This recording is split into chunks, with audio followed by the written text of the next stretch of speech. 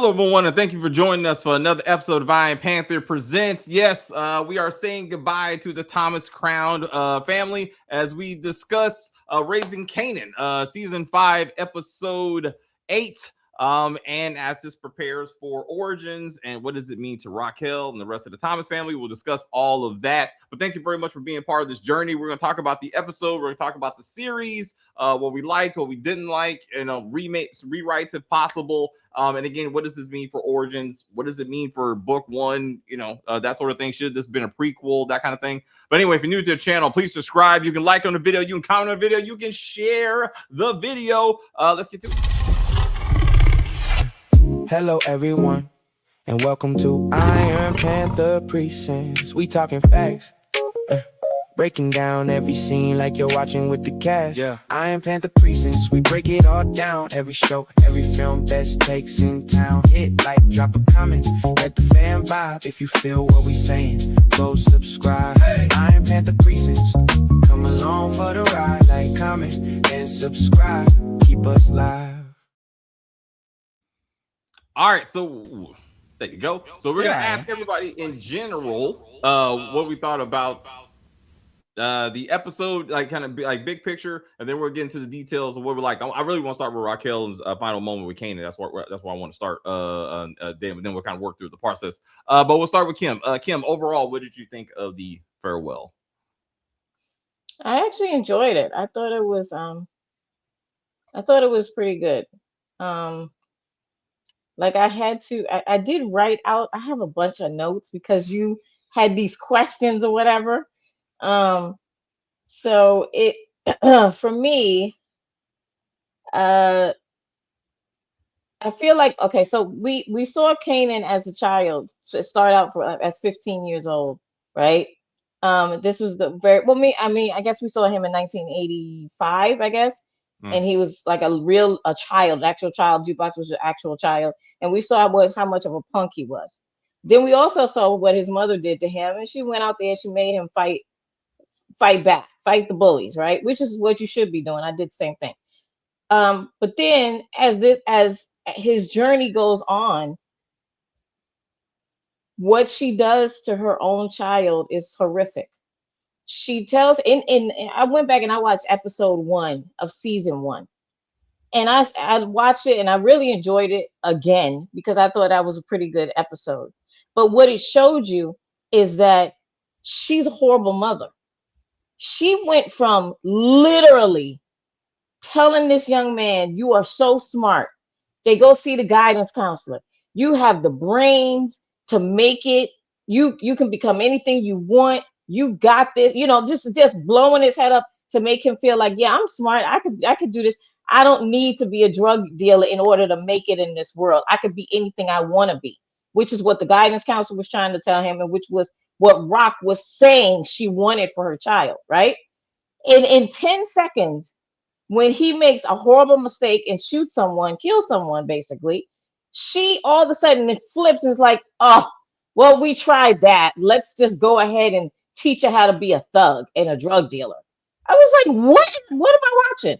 This is like this is one season, this is one episode, and you're already telling me you gave up on your own child. She's a horrible mother. And for me, the entire series shows all the mistakes that she made with her own child. The one thing that she did do that was noble was she tried to protect her child. But at no time, except for one time, really, I felt he was trying to protect his mom was when he was like 15 and he did the shooting because he was like, oh, this is my mom's corner. And, he showed true love for his mother in that. And then he also showed, just you could tell when she was around him and when he looked at her, there was love there. And then as you continue to watch the series, the love starts to fade away and the anger starts to come up. But it's Rock's fault that all of this happened. She raised a monster and she had no qualms about doing it. Instead of her saying to herself, our whole family, right, is we're all drug dealers. All of us are drug dealers. And what happens to drug dealers? They die or they end up in jail. And I don't want this for my son. She embraced and was like, "Up, well, you know what? So what? If he, I don't want him to go to jail, so I'm going to cover up everything bad that he does. He has no consequences for anything that he does, which that's not life. Everybody has to have a consequence." And she just continuously protected him, protected him, protected him. And then what happened? He finally saw his mother died. She was killed, which was is the ending you either get when you're a drug dealer or you go to jail. So she taught him really nothing through the whole series, to me. All right. Okay. So Yeah. we'll get back to that. Like I was just trying to do this episode, but we will gotta flush out the broader characters. But this is good. This is a good foundation to start. I appreciate that. All right, Chris. This episode. What you think about this episode? And then we'll talk broader pictures in a little bit. Oh, sorry, I got you. There you go. Go ahead. Man, you trying to silence the people, man. It's just, no, I'm just messing with you. No. Yeah. Hopefully, I don't have an echo for any of you guys watching. But no, I thought generally speaking, this finale was good with some caveats. I had some issues. But we got where we needed to go. I don't like the journey of it, but I like where we're at. Overall, I am a little bit conflicted with the whole thing with Kanan, and his, again, now for his love for mom, like his mom, like just so suddenly. The Rock interaction I think was great. I think Rock like trying to basically say like, look, I need to protect my son no matter what. I get that. Marvin was proven right, because Marvin just says like, look, me, Lou, we don't mean nothing. It's always about Kanan. It's always like Kanan, like, you know what I mean? We don't mean nothing. And he was right. You know what I mean? He was essentially right, because at the end of the day, she still wanted to protect him. Like, it's crazy to me. Here's the deal. If I was like that type, if I was in that type of drug in that type of field, in the sense of like essentially just being a drug dealer, and then I raised like my son to also be a drug dealer, and I was like one of those, like a cold-hearted type person and whatnot. I'm sorry, you killed both my siblings. Yeah, man. I'm sorry. Like at that point, I'm sorry. Nah, man. I mean, I understand people like, oh, I know the episode's called Unconditional Love, but fuck all that. Fuck all that. Okay, fuck that unconditional shit. Where, you know what I mean? Like, I'm just allow you just to no, dude, no, nah, bruh, nah. What they say in state property, either put down, get laid down. Like, you know what I mean? It's just, so yeah. What'd you say, Dave? I'm sorry. No. You're right. I did. Yeah. Anyway, it's just but I get it for her character. Okay, I'm gonna let that slide, and I love the fact that Marvin at least said it before that, because then otherwise I was like, this doesn't make any sense. But the fact that Marvin had that speech about it, I was like, okay, this makes sense. I don't understand for the thing that I am okay with Jukebox taking out Rock, and I think in a weird way it is kind of like Shakespearean that it happened that way, because Rock has always said season after season, like, every man that keeps trying to take me down, I take them out. Every man tries to underestimate me. Well, ma'am, it was not a man. You know what I mean? So in a way, it worked. Like she was right in a way. You know what I mean? She was right. So it was, so it had to be someone that she underestimated, you know what I mean? And Rock was someone she always overlooked, you know what I mean? But yeah. So I saw a funny meme this morning about Rock wearing that little woolly sweater. They were like, "Ooh, it's like I never seen Rock wear anything so horrible like this." The moment I saw it, I was like, "This is the first time I ever saw Rock wear something not fashion sense." So the moment I saw that she wore it out, like, oh, she must have gone to die. She probably right out of here, because she ain't never wear that. She ain't wear no leather, nothing. Oh, she must be out of here. And sure enough, she died in that thing too. You know what I mean? So, but yeah, overall, all right. I mean, I do appreciate what they were trying to do for the post credit scene, in a sense. I like how they kind of took it back to the very beginning. I wish they didn't do the whole de-aging thing. You know what I mean? Hell, just recast. You know, I would say probably. You know what I mean? Maybe keep the voices. You know, but the de-aging thing, it looks weird. I mean, hell, look what they did to my old boy. Look. Come on, man. He look like cartoon. Look like a freaking cartoon, dude. A big ass note, it's like Michael Jackson. You know what I mean? You know. So but I do appreciate that scene. You know what I mean? Because that was like kind of because that's the thing. It was like raising Kanan, and no matter what happens, essentially, like you never know what like how your kid is going to end up. But at that very moment, like that, like the blissful sense is that you essentially just want the best for your kid, no matter how they turn out. So overall, yeah, they they kind of stuck the landing, but they stumbled a little bit. You know what I mean? So I deduct a couple points, but still, they're still on the running. I'll say that. A lot better than the Shy. I'll say that. So Interesting you say that. All right, I appreciate you. Jamani, please, what are your thoughts on this episode? And then we'll talk about bigger picture. Yeah, I thought this was episode. I probably am the one that liked the episode the most, probably of all of us. I thought it was real great. Everything has its flaws, especially in the Power universe. But I thought they've, as what do you call it? As Sasha Penn says, told the story he wanted to tell, and I think it connected the dots for me at least. Especially the diner scene at the end. I guess if you want to talk about like the flaws or whatever, Either way, this episode, positives or positives. Do you have any positives for this episode? Well, yeah, I said the way that it ended with Jukebox and Rock, the conversation between Rock and Kanan at the Coliseum. The crazy thing is that yesterday I was in Jamaica, and it's like 9:00 in the morning on Something Boulevard, and people are playing the theme song loud as hell from their cars. I was like, I ain't never experienced anything like that, but I guess it must have really resonated with the hood like that. So. You good? What? You good? You said no. You didn't want me to get into not negatives now. Not negatives now. We're gonna do positives. All right, yeah, that the whole Jukebox giving Marvin the lollipop and all that.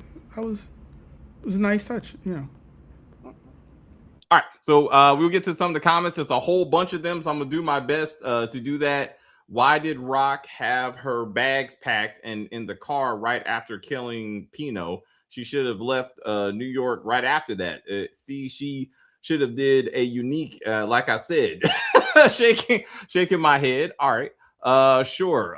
Sup, everyone? Why Rock didn't pack her stuff and get out and get on the next smoking immediately after popping Pino was disappointing. Ultimately, killing Pino had nothing to do with her being killed, though. Then funny background, David. That's exactly what Ghost and Tommy look like. We will get to that foolishness. Because that's definitely a negative for me. Not to repeat, the best part for me is Jukebox. Her transformation, though very quick, was awesome though. Like Haley Kilgore sold it, right? Like I feel that this, I've said plenty of times, and this is where this has come from. I feel this should have been an original series, not a prequel, because a prequel has expectations, and often those expectations aren't met. And that's why I felt about this series, really. But if this was an original series, to see Jukebox that angry and that turned, this is her story. Like I would have watched the story of raising Jukebox. Like what makes this young girl who wants to be a singer and cares for her family turn into a cold-hearted murderer, that she lies to this young man? I murdered your mama. By the way, she didn't even give a fuck about you, right? She said, do him, not me, which didn't happen, but that's how much she wanted to drill it into him, right? And if I happened to see a clip from book 1 when Jukebox was about to shoot Tariq, and she looks at Kanan and she's like, tell him everything before I blow his brains out, right? And it's like, I was lying to you, I was running game. Like, she made him tell him the truth, so to break him, and before she shot him, and then he had to kill her. You know what I'm saying? Though, let me say, I don't feel like this in any way, shape, or form laid the foundation for book 1. That's a whole other set of problems that I got. Fuck that. But as an individual series, this was good. And I accept her transformation far more than Kanan. She's a far different character she was at the ending of the series than she was at the beginning. And Kanan's pretty much the same damn kid, to be honest. But except he got a baby coming. So like, but I really, really love that scene. So Haley, she definitely did it for me.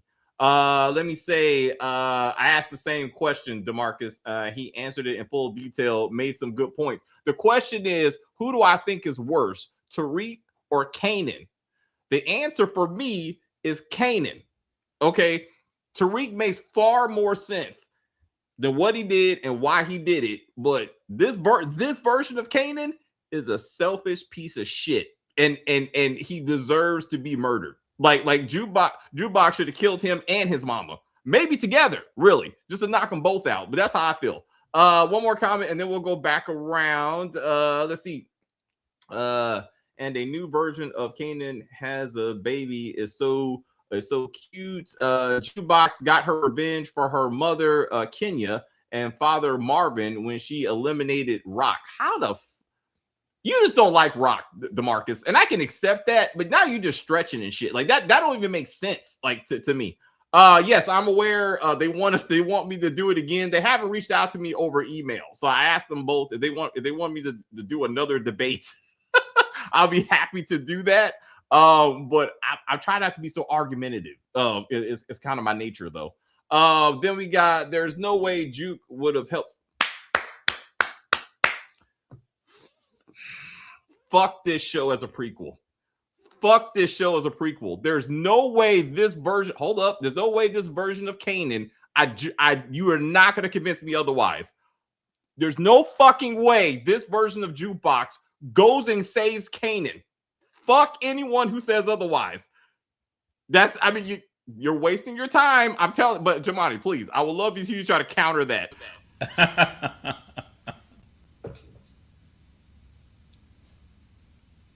Oh, I'm sorry. Did I mute you? I'm sorry. I muted you. I'm sorry. Please. I'm so sorry. I'm so sorry. Please. I read this quote the other day. It says, people don't see things the way that they are. They see them as they are. So I'm like, if you haven't necessarily lived in that type of a family of manipulation and neurotic and narcissism and stuff like that, this would sound foreign to you. But to somebody who has, it makes all the sense in the world. Like if somebody, he would never go to Jukebox if he's in good health and rich and everything like that, because she's gonna be wanting to knock him down a peg or to plot against him. Hey, you're going to thrive on the fact that I need you, and that's exactly how she was. It's not just that she took him in. It was, hey, I'm going to take your pain medication from you and hide it. It was, I want you to need me. And then as soon as she found out that he had feelings, platonic for Tariq, that was all the reason she needed to kill him. That's why he killed her, because it was, yeah, tell him all this stuff so I can reveal who you are to him. I can ruin the image that he has of you. And then I'm going to kill him in front of you. No, I'm going to kill you first because you talk too much, like you said, just like she was doing in the diner. She had, like, and what other show would we, if this wasn't the last episode, we'd be like, this is too much exposition or whatever. But it drives the point home of, yeah, she had to talk it all out. And even in the OG power, she had to talk it all out. She talks too much. Okay. We're gonna agree to disagree. If you see these things are connected, I don't want to argue. I don't want to do that. Okay, so I say Jukebox is not in Origins, which is a whole other fucking problem. because and neither will Breeze as a main character. They're skipping all of that shit because reasons. Let's see. Jukebox healed Kanan, got him clean, and then pimped out her girlfriend out to him. Ain't no way young Jukebox would have helped him. Not a fucking way. I not that this is it's not even Magneto and Professor X. It's like this is like Megatron and like Optimus. Like, why are they so much enemies? How did they get to this point? And this is the story of if Jukebox hated Kanan, and we're like, why does she want to cut his throat? This would make sense. I would be like, got it. But I'm like, this is not the cousin that you call when you need help. I disagree. But anyway, this episode. All right. So we got a lot of problems to say in the episode. So Kim, something you would have. Anything else? Anything you want to fix? Anything you like? What you got going on? No, I mean, to me, I did like the episode. I thought it was I thought it was a good episode. I don't see. I would have killed Stefano, for sure. Uh, Pino, I understand why she did it. Why Rux to me seemed desperate at towards the end. Like she was so desperate to get anybody to get her business back up. She agreed to kill Pino, who actually really wasn't he wasn't a bad guy to her. He actually was there for her when she needed someone. But I felt like Stefano needed to go too. Like it was just why is he still around? Like Breeze could have just like shot him at any moment and just walked out the, you know what I'm saying? Like because Stefano gave Breeze a lot of rope, right? So understandably, Stefano's guys were there, but Breeze is too fast. Breeze would have shot all of them and kept it moving. You know what I mean? So I thought it's like, why do we keep going back to Stefano? Like that, I would have taken out. I would have stopped that whole thing. There's no reason. She went to Stefano literally this season like 4 times. Why do we need to see this man this much? It probably was more than that. And then Flossie. I had a problem with showing Flossie. This character meant nothing to the show. She is married to Sasha. That is how I saw it. You're married to the guy who's executive producing and writing this. Let me give my wife a job on one of my shows just for shits and giggles. Like it was no reason why this character Flossie got so much camera time, right? And then the relationship. Now, I loved Marvin. Don't get me. I loved London's performance of Marvin. I think he was a standout in this season. Hands down, he was the best actor in this season. Okay, but the relationship between him and Flossie, why? Why? What was the point of it? There was no point in this. None. Him and the pastor made total sense because a lot of people when they feel like their time is coming, that's one. When they're grieving, they do go to the church and try to, because as your parents always tell you, or grandma and stuff, church, go to the church. God will heal you. God will tell you what your next steps are, right? And so he was trying to do anything that could heal his heart, but it wasn't going to work. And he realized my days are numbered. He still went back to the church and was like, look, I may not be back again. So give all these things to my daughter. You know what I'm saying? So he knew what was going to happen. He had a feeling of what was going to happen to him. So that to me, that needed to be in. But the oh my God, Flossie was just a waste of my daggone time. Really was. Yeah. And then Jarita. Why do we need to see that scene? Like, call him on the cell phone and be like, yeah, I think I'm pregnant. Kanan doesn't really give a shit. I mean, he really doesn't. He act like he did for 10 seconds. He doesn't care. So why do we need a scene between them? That was like a waste of a scene, I thought. I didn't care. You know what I'm saying? Like it was no big deal. Jarita could have called him, said, "Oh, I think I'm pregnant." It's probably not mine. Click. Because he's an asshole, right? So, uh-huh. I'm sorry. Go ahead. So we're gonna get to Chris. We'll get to Chris. You can't Okay, run down. Go ahead. She had a lot on her heart. Chris. Yes. So, sorry, Chris. Go ahead. What you got? What you got? No, it's kind of funny that some of the characters that Kim brought up. I did notice in this season, all the white people they showed this season, they ain't meant nothing, including that little girl. Including that little girl, Amber, the two Amber. white boys who got wound up getting shot by Breeze, Stefano. It meant nothing. I mean, to be honest, so I understand.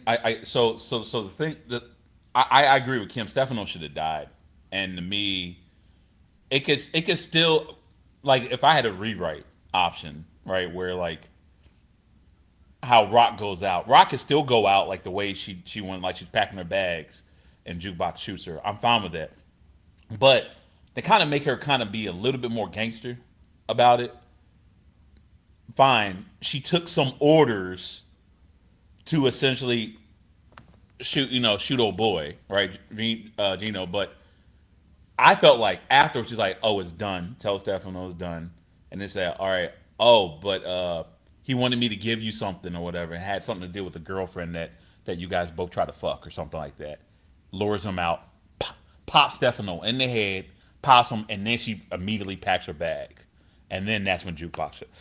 To me, her going out like that, you know what I mean? I mean, she's still running, all right? She's still running, but I don't know.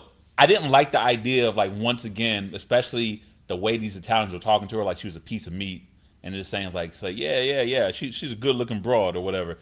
And she's, like, kind of was, like, someone, like, kind of being pimped out by Stefano to take out this dude, you know what I don't know. I didn't like that. I didn't like that for Rock. You know what I mean?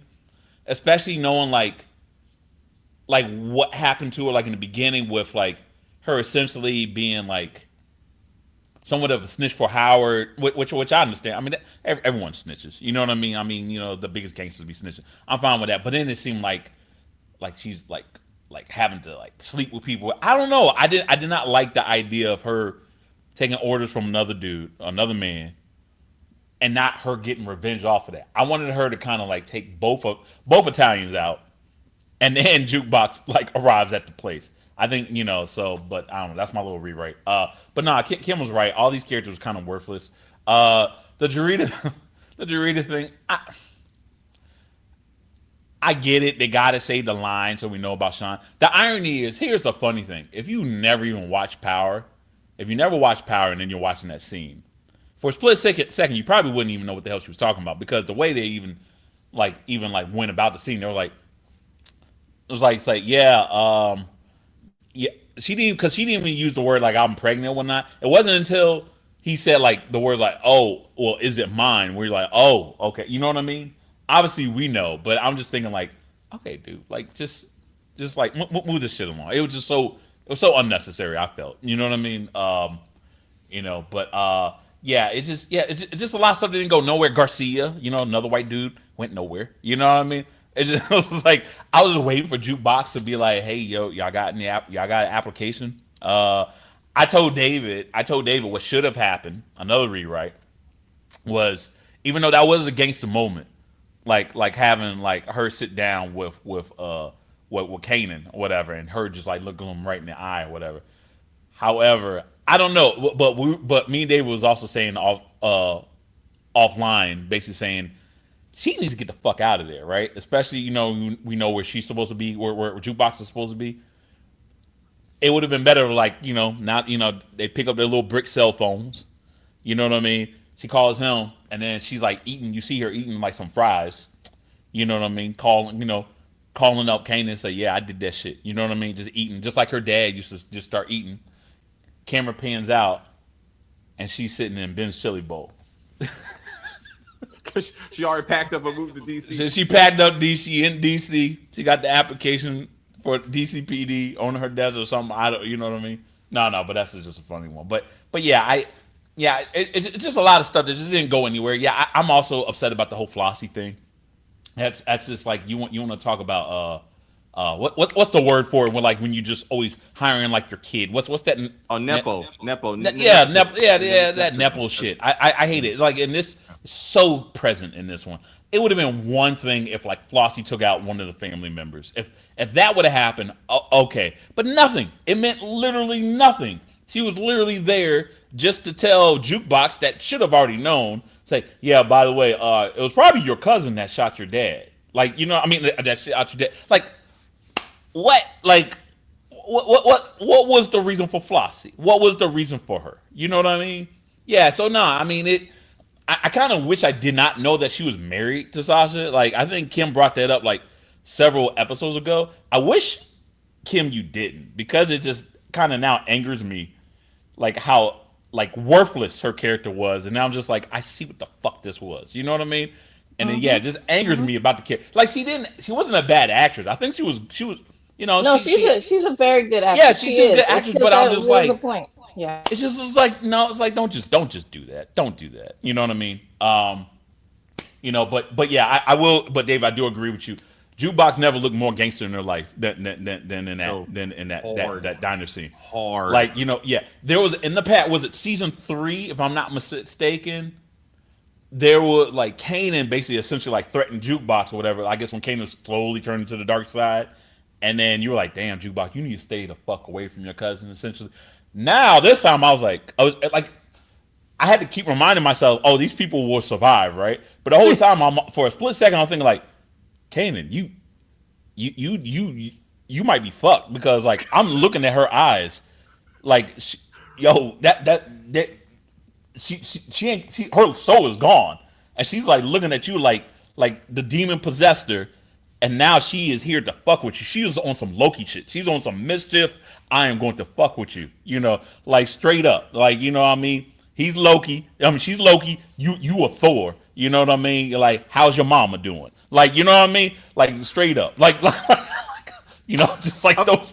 Like so. But yeah. So yeah. So it, you know, just characters, they just didn't pan out to do anything this season. So I feel like the first half of the episode was unnecessary. Like if you fast forward, like when Jukebox walks in to see Marvin at the laid out, like in the viewing, that's where it should have started, because she that's where she should have had the letter, and she reads the letter. We hear Marvin talking to her in this damn letter, like what's in the letter, and like we talked, like it makes no sense that neither Jukebox nor Rock made any effort to figure out who killed Marvin, and somehow didn't even cross their minds that maybe it was Kanan. That never even became part of the discussion. Like, if Jukebox would have went to Rock and been like, you know, Kanan did this, I'm gonna kill this motherfucker, and Rock is like, nah, like I'm not having any of that shit, right? And now she's like, you are the problem, right? Like I can, you are the reason why he's like this, something like that. And I can see her personally blaming Rock for Kanan killing Marvin. And then she should say, I blame myself because I should have let my dad kill you when he had the chance. Like, all of this should be part of that conversation, right? And it's like none of this comes back up. Breeze, we will not really see Breeze again. And what happened to, we are both brothers of DEF CON, and we're gonna kill Rock because she killed our daddy? What the fuck happened to that? Because he's like, hey man, it's sweet that you love your mama. I mean, that's wonderful. I hope everything works out for her. I'm like, what the fuck is happening right now? Like, that, what is happening? But then Jukebox is like, we have nothing else. It's just you and me. Jukebox, last episode, you had a bitch about to lick your drawers because she's like, I can't eat without you. Like, what are you talking about? Like, Aisha, and also Kanan has a baby coming. Rock died not knowing she was going to be a grandmother. Like, it would have been awesome for her to know that, to be like, there's life after this. And then like, oh shit, I'm about to die and I'm not even going to get to see my grandchild. Like, that would have been something, especially with the ending being the way it was, to be like, I thought that would have been something. Like, all these things happened and no one even talked to each other. It was just shit happening, you know, just to get Rock killed and Kanan and Jukebox mad at each other, I guess. You know, it was just irritating. All right, Jemani, I'm gonna do you, and then we get to the comments, please. Yeah, I'm like, you wanted Marvin to die in the episode prior, and I'm like, you got that, and you still didn't get a funeral. We got a Snap and Pops funeral, where you get all these gangsters coming around to this funeral. I'm like, since when did they mean that much to the Paisan, the Italian community? Like, And why is it that, all right, so this is stuff that's happening in Jamaica, Queens with black people. I just think it's bullshit that people in Manhattan that are white know more about what's going on there than the people there. Because Rock is like, Pino's like, oh, you didn't know that your son Kanan killed Marvin? Flossie has to give some circumstantial evidence at best, which, like, just because Kanan pulled a gun on Flossie, that automatically means that he killed Marvin. Like, how do those dots connect? That was some sloppy writing for those dots to connect. Like, oh, he pulled a gun on you, so he must have killed Marvin. Like, that really didn't jive with me. And I'm like, how was all of this information? She's like, I didn't get it firsthand. I'm like, obviously not, because that would mean Kanan told you. And then even Kanan, when Breeze says, so is that the way your uncle felt when he died? He's like, I don't know what he felt because I wasn't there. So he's not even taking credit for it. So how are all of these white people knowing that he killed him?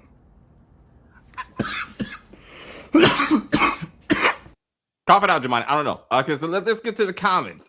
They make the white characters always look a step ahead of everyone else. All right. Ain't no Italian mafia bosses main business partners black nor teenagers. 6 episodes are perfect. This really should have been a movie, me personally. Like, there was a lot unnecessary shit in this season that they could have wrapped this up in about a 90-minute movie. For what they wanted to achieve. If Juke was a Pisces, she would have stuck Jarita in the belly like the Red Wedding. Damn. Yes. If this was not a prequel and we knew that Jarita had to give birth to Sean, that's exactly what would have happened. She would have been on a fucking warpath and killed everybody that fucking Kanan loved. Like, that's what this should have been. But this is a prequel, so you can't do all that because then you take out the kid. What's it mine? Yeah, but I'm like, nobody even knows Drita's pregnant, and that whole scene was stupid anyway because she says it has to be yours because I use protection with all my other dates, and your protection doesn't include birth control. What? But yet Flossie knows the fluctuations of her cycle. Like, yes, you couldn't have been on your menstrual when you were with that date or whatever, because I know your cycle. But yet she's not even on birth control. So what? Yeah. No, that don't make any sense. What she was trying to say was that she protected herself, but when she started banging Kanan because she loved him so much, she got off of it and let him nut up in her. Hold up. I gotta unmute you. Wait. So no, okay. No, but I'm saying condoms break, so on and so forth. So I'm saying she wasn't even taking birth control in case a condom broke or anything like that. Yeah, exactly. I was about to say that too.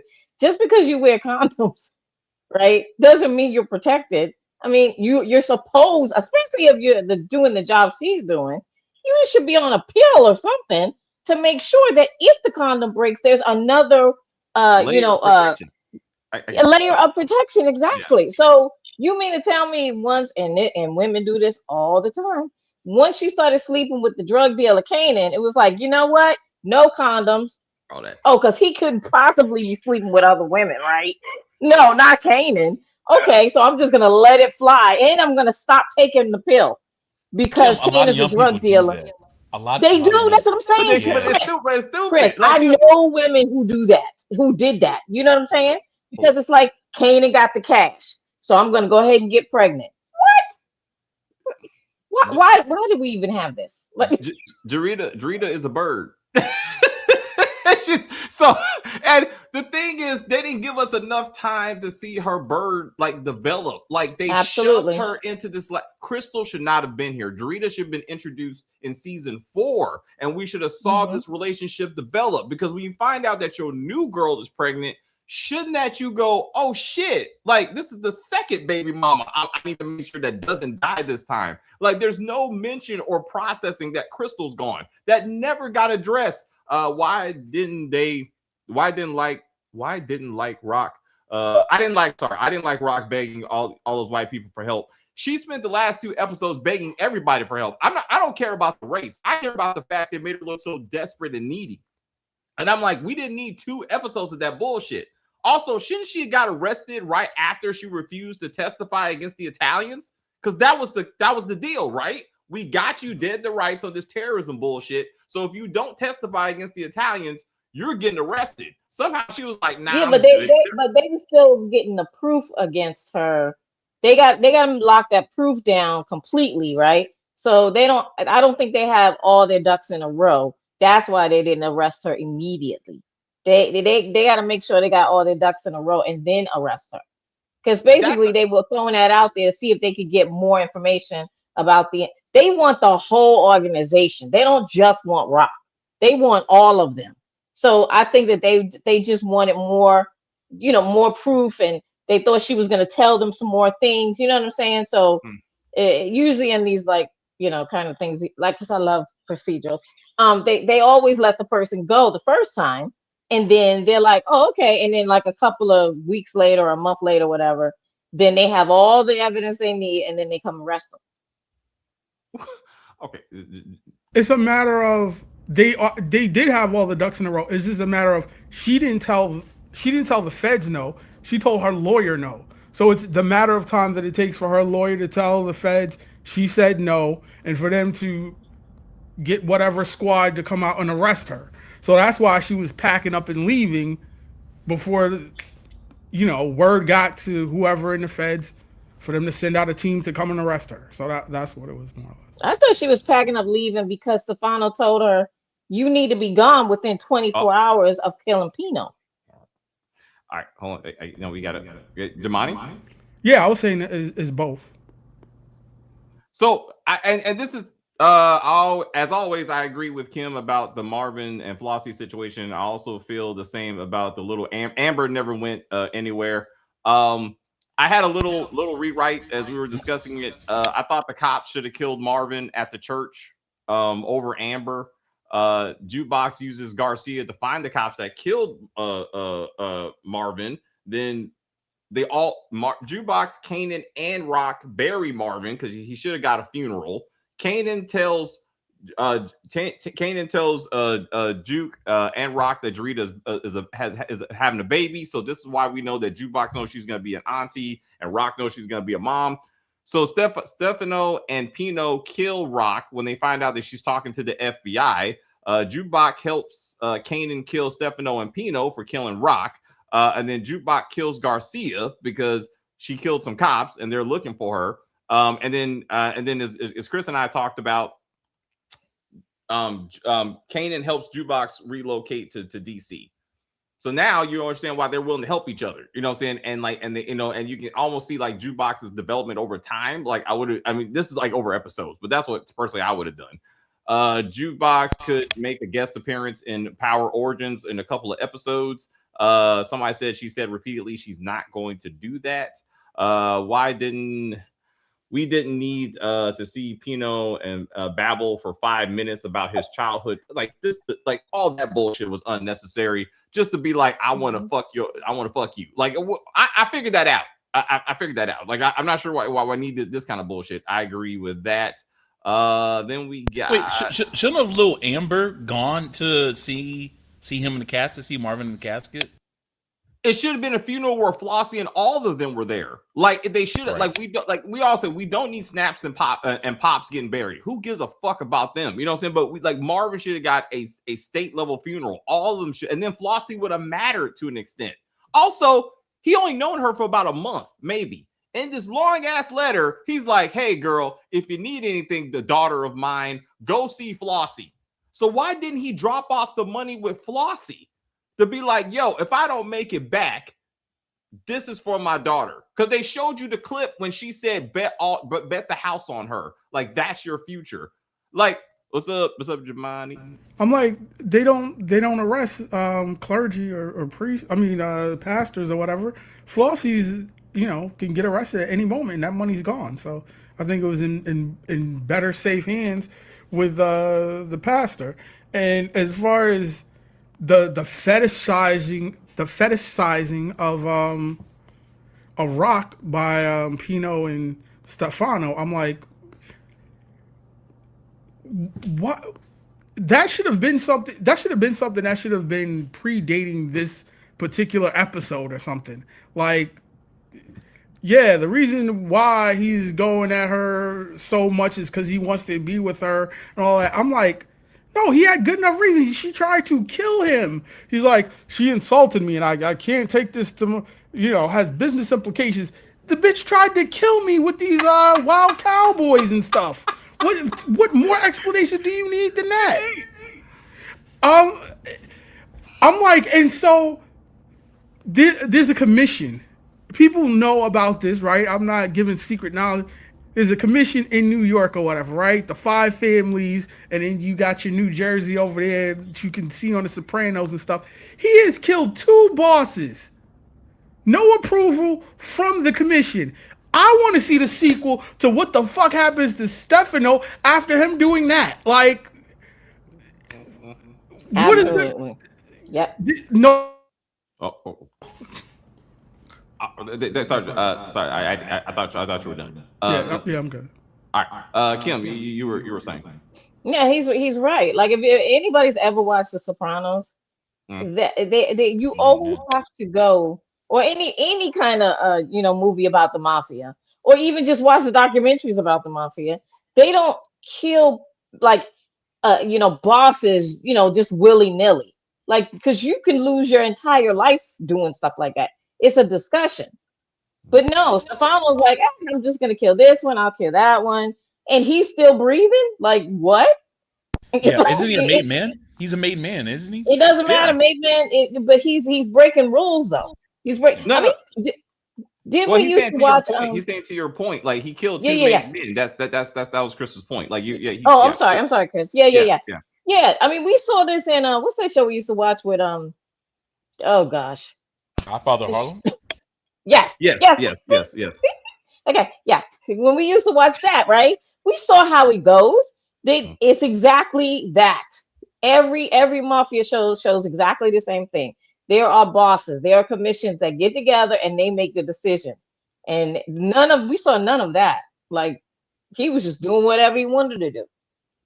So, and then I do agree, Chris. I mean, David, I just wanted to say I do agree with you with I didn't like the writers having Rock beg for her business. I thought that was in bad taste. Like, understandably, she pretty much was alone at the end, right? And that was what their writers wanted. I got that. But the desperation was horrible. And she kept going to the same people. We didn't need to see her do that. Can we see her go one time to all the people that she's trying? You know what I'm saying? Like, Man. it was a waste of a video Screen to have time. her continuously keep. It's just repetitive. Yeah, On her it's knees, repetitive. basically begging. Like, Yeah, exactly. Yeah, yeah, and understandably, she is a beautiful woman, but we also didn't need the fetish. Women are already, what is it called? Fetishized by, yeah, Well, by black women. the sexual over sexualization of women, and Especially black women. Unfortunately, a lot of white men and Italian, white, whatever you want to call them, they do that.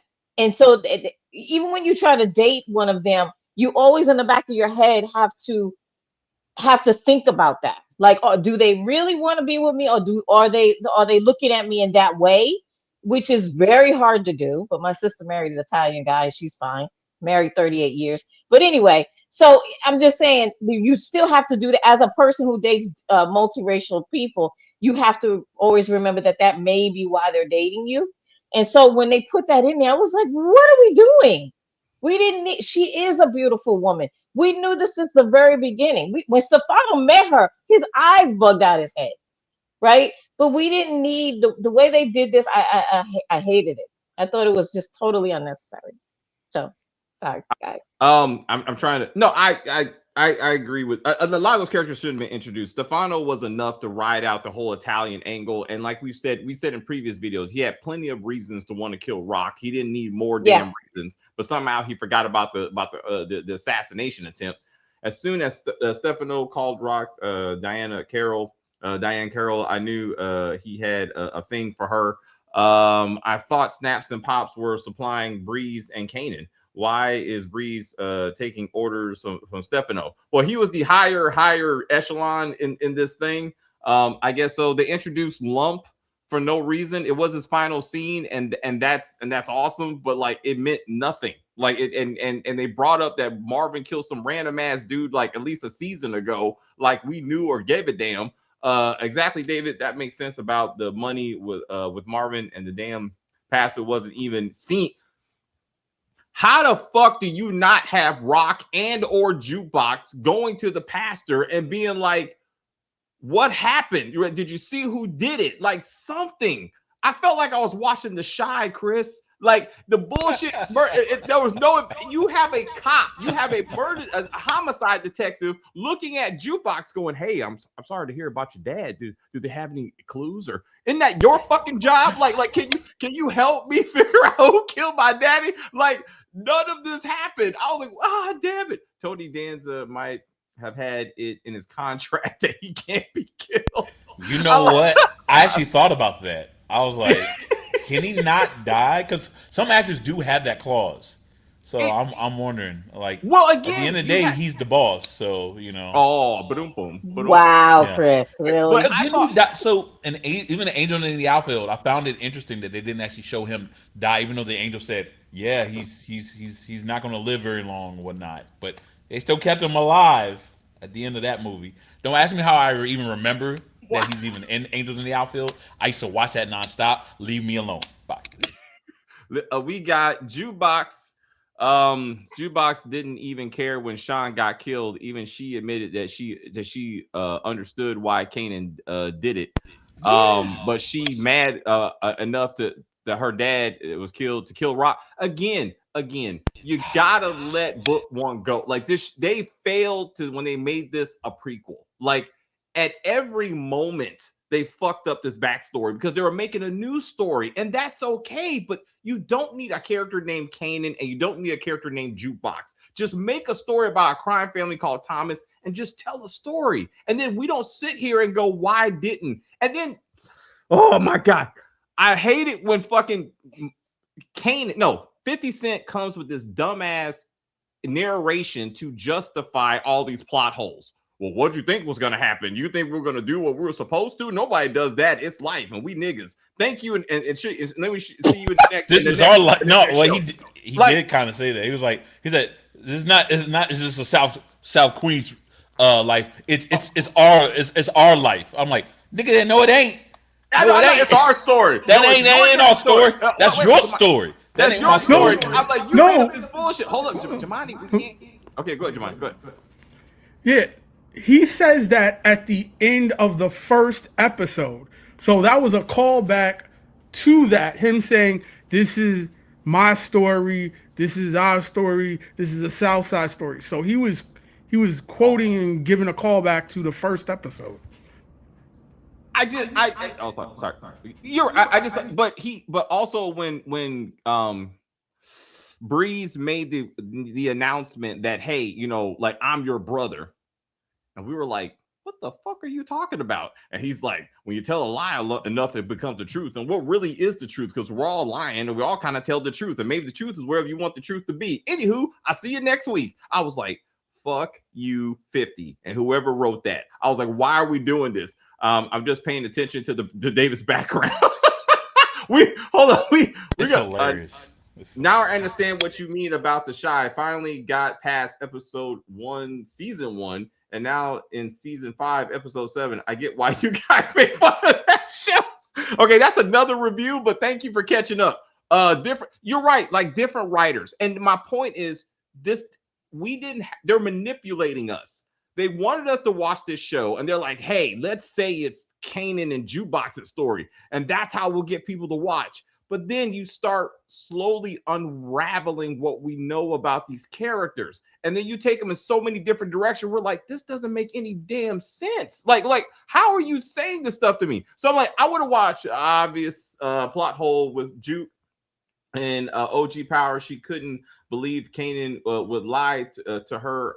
Yes. They were the tightest of family. Like, it's just us. You know what I'm saying? That's how they set this relationship up. And it was like, that's why I meant so much that he killed her for Tariq, because he's like, he loves Tariq that much. You know what I'm saying? And he did. He loved that little boy. I was like, he's a piece of shit, but he still loved him. Also, what's up?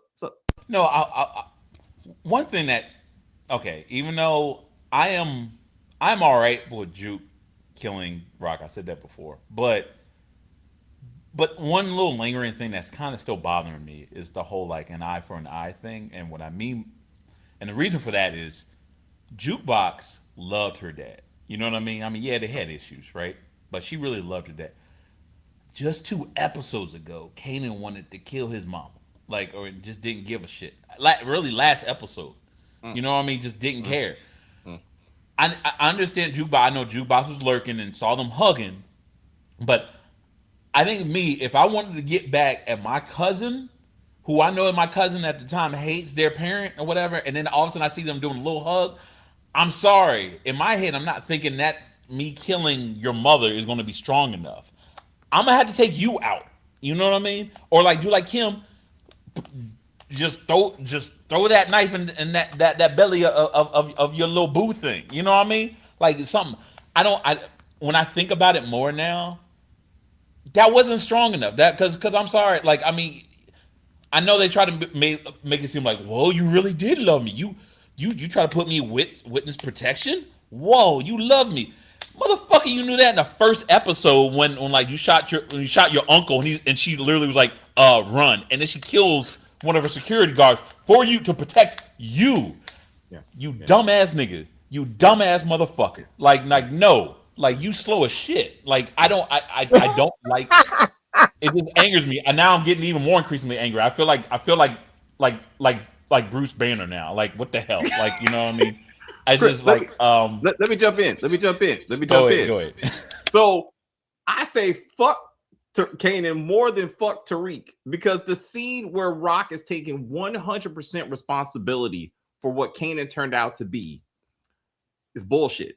Because again, in season 1, and Kim, again, like we saw the same season, we see it different. Like he had the opportunity. Go take that aptitude test. Go to the white school. You can do it, right? And he said, no, I want to be with you, mama. I want to be a drug dealer just like you. And Jukebox said the same thing to Marvin this season, right? He had a choice.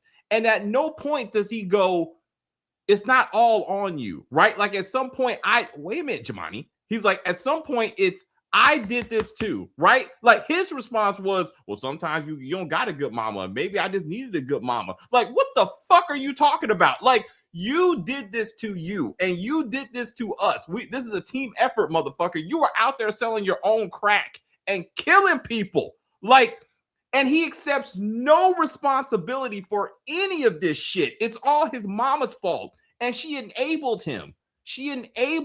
And he's a spoiled, emotionally unstable piece of shit. And all of a sudden, 10 years from now, we're going to see him as the big boss Kanan, teaching Ghost and Tommy. Fuck you. This ain't that character. This is not that Kanan. Like, no, you're not going to convince me. Yeah, Kanan is a spoiled brat. And no. We got to let Jamani, because he had feelings. What's up, Jamani? I'm like, he said it. He said, you were the parent that I wanted, not the parent that I needed, or whatever. So it is her fault for her taking him out to the beach in the pilot episode and asking him, how did you do on the test? And he said, yeah, if there's a lot of answers that start with B, then I did good. She's like, so you blew the test. All right, so I'm gonna teach you how to shoot, because people were already shooting at him when he went to take out the garbage. So it's like the genie's already out of the bottle at a certain point. It's like, unless I move you out of the city, which he ended up doing later on because of the whole Howard thing, which I thought was crazy. He's like, you took away my brothers. And he doesn't come back and say, well, you took away my father. I'm like, it is kind of, this wrong on both sides. Not just Kanan did everything and Rock was more or less an enabler. She actually had him out doing stuff. But she didn't have to use Kanan to get at Howard, but she chose to do that. True. That is true, but she's the mother. She is the mother. She's the adult in the situation. She should be the one running his life until he can run his own life. And Okay, she so did not isn't do that that. why? That's why she blames her. Like Right. everybody's always Right. saying, No, why are you always? Why is he always blaming Rock? You're just giving the reasons why he's always blaming her. no, he's always, but he shouldn't always blame her for everything that he does. He is the one out here fucking up, and she has to cover for him. She has to kill people for him, and she, both of them are absolutely wrong. But he's the child in this. The child. When you have a child, you're the mother, you're the father, you're supposed to run that child. She did the exact opposite. She was like, oh, Kanan did, oh, he gave them bad drugs, oh well, let me cover this up for him. No, he should have had consequences for his action. When she sent his behind away to Virginia, he should have stayed there for a couple of years and been raised, and have them raise him correctly. And then maybe when he was like 18, he can come back and see, what he wants his life to be. But until you're 18, an adult, your mother, your father has control over you. She did not do that. You know why? Because in her mind, she thought she had completely lost it anyway. She was like, well, he's going to turn out to be, at least I can teach him how to be just like Tasha. She did the same exact thing as Rock. She said, you know what? Tariq keeps asking me to teach him the game. Nobody wants to teach him the game. So to protect him, I'm going to teach him the game. Are you stupid? Like, are you stupid? That is the dumbest thing a mother could possibly say. A mother or a father is supposed to fight for their children and fight to keep them safe. She did none of these things. She just kept covering it up and covering it up and covering it up and lying and killing people and doing all these things. She never gave her child any kind of consequences for his action. And as an adult, guess what? He didn't think, he thought the same exact way. Oh, I don't have to tell, I don't have consequences. Oh, you went to jail this time, nigga. You was in jail for how long? 10 years. Did you, yeah, is that what your mother taught you? So No, you know what I'm saying? She's a horrible mother. all right, He's a so horrible child. all right, so when you think about it, right, from like the first scene of the show, right? Mhm. She didn't say go back and fight these dudes hand to hand. She's the one who packed the sock with the bullets. I mean, not the bullets, with the batteries and the little toys and stuff, and she gave it to him. Like, she's the one who blows stuff out of proportion. Yeah, all right, go and beat these two bigger kids up with this sock that I packed for you, so that you have a good representation as my son, as Yeah, but opposed to that's a horrible thing she did, though, Jamani. That's horrible. She huh? should have made him fight hand to hand. That's If they, no, they but were that's what I'm saying. I'm agreeing with you that okay. that the techniques that she's using as a parent are street techniques, not in the house parenting techniques. She's not like she's the matriarch of a crime family, not of a household, so to say. Yeah, So, yeah, so and I get that. I totally get that. But at the end of the day, if you love Kanan this much, if he was your whole world, then you should have put your upbringing and your crime family to the side and say, guess what? I love this boy so much. I'm going to leave this, or I'm going to send him with people that will raise him correctly. And when he turns 18, if he chooses to be in a crime family, then we'll go ahead and embrace him. But if he doesn't choose it, that's fine too. She was a horrible mother. She's the worst mother in the whole Power universe, and Tasha's second. All right, And so I let would me say ask you. third. Monet. Third is going to be I, Monet. I think okay. We gotta get to the comment. That's a whole other video about who's the worst mama. That should come out on Mother's Day. Let's do that on Yeah, Mother's Day. Okay, that's somebody. Let's do this. Rock getting Kanan in trouble with the law was a consequence, which she was trying to deter him in these kind of moments. But again, she acknowledged that her parenting was not the best, but the intent was to love him. I did love the part where she was like, "But do you love me?" And he just wouldn't say it, right? Like, he hugged her. I personally wanted when she's dead I wanted him to be like, I love you, mama. Like if he just would have said it even to her body, it would kind of tie that scene together. And that's just, I would have loved to have that moment that she got it and when she was gone, but at least he was able to open his mouth and say it. I thought, how did Kanan get his scar? That was not explained. And I thought Jukebox was gonna stab him or something to prove the scar. They were trying to tie it together, but that didn't happen. Then we got, let's see. The consequence was losing his friend D Wiz. That's a consequence for your ass. And he just doubled down.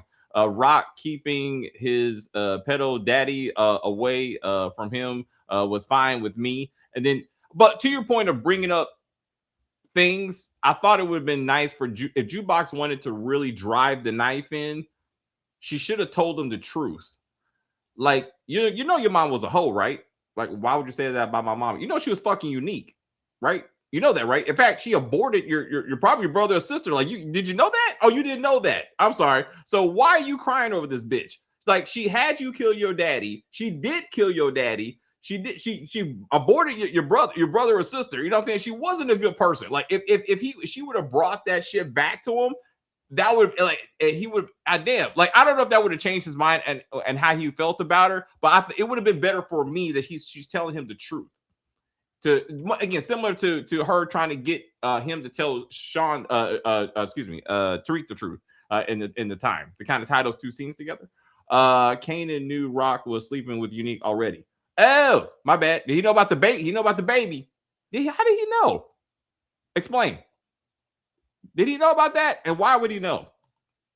Breeze told Kanan, oh, that Rock was, oh, that's right. That's right. He did? How would Breeze know? He did. He told him that during this season. What's up, Giovanni? Ronnie told him, because remember Ronnie was stalking her house or whatever, and then Ronnie and him had a whole business together, and Ronnie told Kanan. All right. Did you know about the abortion? No, no.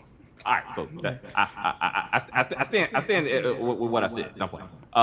Let's do. Whoop. Okay, that's loud. What else do we got? Parents should stop thinking 18-year-old means job is done, and it's still a kid in my opinion. But I mean yes. But at some points, said child has to be able to take some responsibility. I just wanted him to take some kind of responsibility to himself. That's all I'm saying. Like it was a one-sided I'm sorry, and Kanan going, it's okay. You did. I'll try to hug you. You know, and I thought that was bullshit. I just thought that was bullshit. Like he took no responsibility. Even Jukebox said that you can't be a gangster and crying like a bitch that everything's your mom's fault. Even she said that. Rock, I feel like Rock is one to blame for all the shit that happened. She enabled his process despite trying to halt it by small steps. She really enabled Kanan to be. That was her only child. I mean, you know what I'm saying? Like it does happen. Like it does happen. You know what I'm saying? I mean, she also tried to get him into school though too. I mean, yes, no, don't get me wrong. She's still a bad parent, and she still bears a lot of the responsibility for how he became. But you know, that option was still there for him. He was at least old enough for him to know he had options. You know what I mean? And he just decided not to take it. You know what I mean? So that's all. I just wanted him to acknowledge that I made this, at this point, the man you see in front of me is I made this choice. Like I'm the one doing this now. I just thought. Overall, since we're not gonna see Breeze again, I was real irritated. He only watched Jeopardy once and played a whole bunch of bullshit chess. This irritated me personally. Because I don't think we're gonna see Breeze again. But we will. No flashback. You sure we ain't gonna see like a flashback or something? That would be crazy, David. If so, I'll be. I think he is in none. He is in zero of the promotion stuff for Origin. Yeah, like promotions, but that don't. I mean, okay. I hear you. His murder should have been first and foremost. That's what I'm saying. Like that shouldn't be a random flashback. Is Ghost dad still alive at this point? No. And thank you for that segue. Let's talk about Spanky and Alfalfa. And that's why I thought they brought him in this episode. I was like, oh, is this where it's going to happen with these little 11-year-olds? Like, look at these toddlers, y'all. Look at these toddlers. This is 1993. Supposedly, this is them in 1996. or at least a version of them where they It's a growth spurt, David. It's a severe growth spurt. like I was like, what the fuck am I watching right now? Like, I was very disappointed with the introduction of even though we did talk about this last video. We did say at some point likely Ghost and Tommy would be in this. They are children, not Tyler. Look, I thought I was watching The Shy. I was like, "Where's Devontae right now?" And his two little niglet friends. I'm like, "Where are these?" And I was like, "Why are they not here?" Fuck, Kanan and Lou's boys. Fuck Rock. Yes, Ghost's dad is still alive because Ghost remembers him being a drunk. But no, I'm saying at this point, he should be. He's living with Tommy now. He's living with Kate at this point. So it doesn't make sense that he's alive. So he's not alive right now. If he's with Tommy, Kate Egan is his legal guardian, which makes New York City real fucked up when it comes to his, when it's Child Protective Services stuff. But anyway, Kim, what did you think about the very brief introduction of the future Ghost and Tommy combo? It was it was a scene. I guess they had to squeeze in there for the fans. That's all it was. I mean, they literally look like the babies behind you, the little rascals. That's literally what they look like. I was like, were they really that young? Is this No. like what year was that? Is that 1993? Like what year were they trying to show us? It was With them 1993. It is Okay, 1993. okay, so it's 93. Okay. Well, they looked very inexperienced, let's just say that. So it was for fans. It wasn't really didn't make a lot of sense. It was for fans. That's it. So okay, so Ghost's dad died when Angela left for Cho. So why was he living with Tommy? So maybe he goes to live with Tommy later. So he's friends with Tommy, and they're only 12 to 13 right now. I'm like this. Down to like no 12, 13. Down no 12, 13. Tommy and they look like they were like 9 and 10. They were like something. 9 years old. They literally they look like they babies. just learned completely. to sign their name in cursive. Okay, Right. But, Like, but couldn't it be possible that Ghost was living with Tommy and Kate before the dad died? Because the father is an alcoholic, and if he's an abusive alcoholic, Ghost could have been like, I'm just going to spend the night at Tommy's house. I mean, you know how sometimes if you have a violent drunk in your house, you're not comfortable. So if Kate was like, you can stay with us, I'll feed you, and stuff like that. Yeah. Maybe that could be what David had a good idea as far as like what to do instead of that scene. He was talking about like literally what the scene should have been was have Kate Egan show up like wanting some drugs, like her being still an addict, and then either one of the kids, like Tommy, showing up like, "Mom, you coming back to the car," or like maybe it's a phone call or something like that. You know what I mean? And then maybe we just heard the voice, and she's like, "I'm coming there, Tommy. Tell James I'm coming too," or something like that. I don't know. You know what I mean? Or something. That would have been better than that because they were way too young with the casting on this, in my opinion. all right, Jemani got it. What you got, Jemani? I want to ask DeMarcus a question. Because all these power channels on YouTube and stuff, they talk about how Ghost is technically older than Kanan, which is not the way that they write it. And that you see his driver's license when he got arrested and had a year on it. What was that year? Because I'm like, he was born way. This would have it like he was like Ghost was born in the 80s, like 1980, 81 or something like that, for him to be 12 and 93. So he was born way back in the 70s. It doesn't make any. So there was a screenshot that someone took that said Ghost was born in 74 and Kanan was born in 75. That was two screenshots like but again, these are fictional characters and they're just making this shit up as they go along. Like I do acknowledge that, so we're gonna have to let that stuff go. But yeah. But to answer your question, then we got they were forced to put the two kids in the last two episodes. They didn't have to be midgets. I'm just saying, like they could have been older.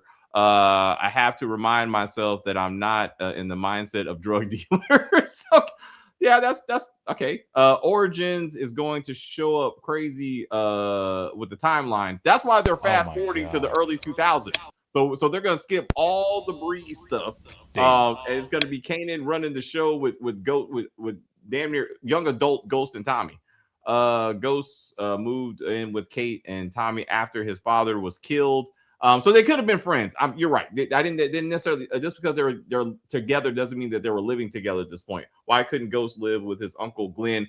Who would put any child with Kate Egan? She's a cocaine addict, like a historical cocaine addict. Like, who thought that was a good idea? And let Tommy stay there. Like, forget Ghost. How does Tommy still get to stay there? Well, but you got to think about it. If that's his best friend, right? If Tommy is Ghost's best friend, they're hanging out together, right? So it's not that somebody placed the Ghost there. He just sometimes when kids have a bad, home life, they tend to like cling to a family unit. I know Tommy's not really, and Kate was like a dysfunctional one. But if Kate was showing him love, even though she was a drug addict, she was showing this child who needed a hug sometimes, and she was feeding him, and she was, showing him, that she cared about him, then he's going to gravitate towards her, no matter whether she's a drug addict or not. Now, if adults around Ghost are not saying to themselves, like, why is he in her house? Where's his dad? Then, the kid's gonna stay. He's going to continue to stay there. Nobody said anything. No, Well, my point, I'm saying the story is that his dad was killed by local drug dealers. We don't, right? So the cops would have got involved at some point, and I would hope and be like, oh, James St. Patrick is here, right? Like, I mean, what are we gonna do with him? He doesn't. I don't think Courtney Kemp even wrote that. I don't think she thought about it. No. Again, to be honest, it's a hole. It's a huge hole in the story. But again, no one thought they were going to flush all this stuff out. It's just saying. I mean, it's a cute story. But go. What's up, Jamani? I was saying, why wouldn't they leave him with Kate? I'm like, she wasn't like like Halle Berry at the beginning of Losing Isaiah or something. She was like a party cokehead, so to say. Like, I don't think that it would have necessarily precluded her from she had her good times and her bad times. If she was, on the wagon or whatever have you, I think they would have probably. But if we go by what David is trying to say, CPS, I believe, they would not have left him with Kate of all people. Kate is a drug addict, and she's probably had CPS called on her many times because even Tommy said it was times when he had no food. CPS? That's true. That's true, and that could be it. But Courtney didn't tell us. Yeah, she didn't write it. It's a hole. It's a hole in the story. Again, no one thought they were going to flush out all these. Just like people who bring up the fact that when book 1 was written, they didn't think they would be making Power Book 3. So when Kanan says, "I got to go see my mom," that character probably had a mom, and it doesn't mean anything because at the time they didn't think they'd be flushing all this stuff out. So I was like, wait, hold up, Jamani, hold up, go. In the second season, where you're talking about him saying he had to go see his mother, they didn't think about it then. But when you talk about Ghost seeing Uncle Gabe and giving his whole backstory of childhood, they had already started with raising Kanan. When they were doing the 6th season of Power Book, the original Power.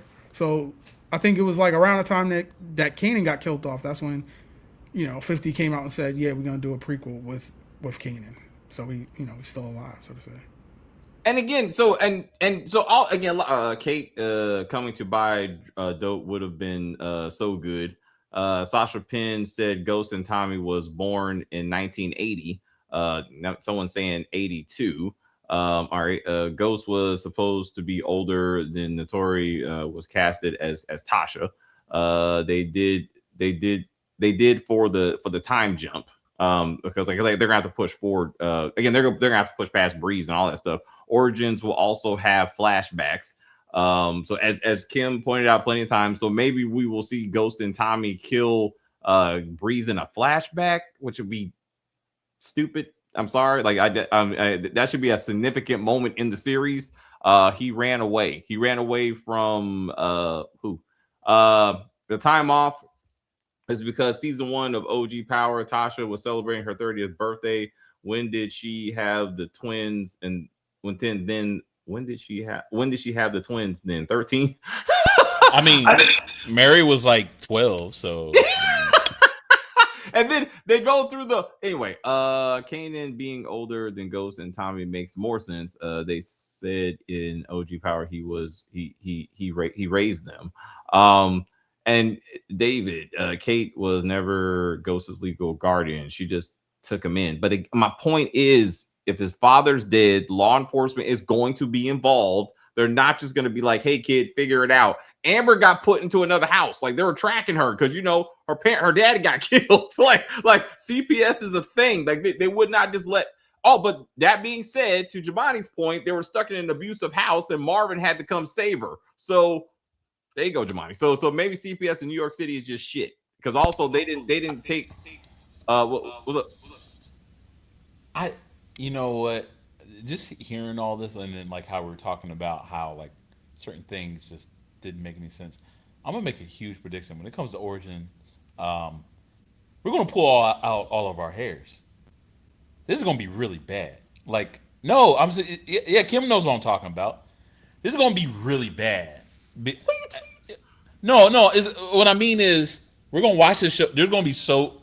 What I'm saying is the writer. Okay, let me ask this: the writers that worked on Raising Kanan, are they going to be doing, or are they the same as doing Origins? Yes. Well, Courtney is doing it too. No, yeah. And we're so screwed. We're so screwed. Okay, all right. We're very screwed. If you want to talk about like, like I thought you said this, it's gonna be so many ridiculous shit. You know what I mean? We're like, wait a minute, Angela is supposed to be like it's. I can. This is going to be. Because right now the good part about us criticizing certain things they did in OG Power with a character like Jukebox was that Jukebox was only there for like a season and a half, so it's all right, but we got all this lore about Tommy and all of this lore about Ghost. Same thing with Kanan. Kanan was like in it, but we didn't even see 50 until like the end like of the first season, and then we kind of saw him like the next 2-3 seasons, then he killed off whatnot, and then he was sprinkled in, and we got all of Ghost and all of Tommy, which means we got all the receipts and all the things they said, all the things they have done. So I can how we got memes already. We got memes of Jukebox, like old school Jukebox doing stuff, and I was like, oh shit, Origin's gonna be insane with memes, bro. I'm just saying, like they're like, I'm just saying, it's. Everyone there's gonna be a crazy roller coaster, y'all. Just strap in, just hold on tight. Chris, let's just hope Courtney gets it together. Let's hope that it's her story. She created this, so let's hope she's able to right the ship.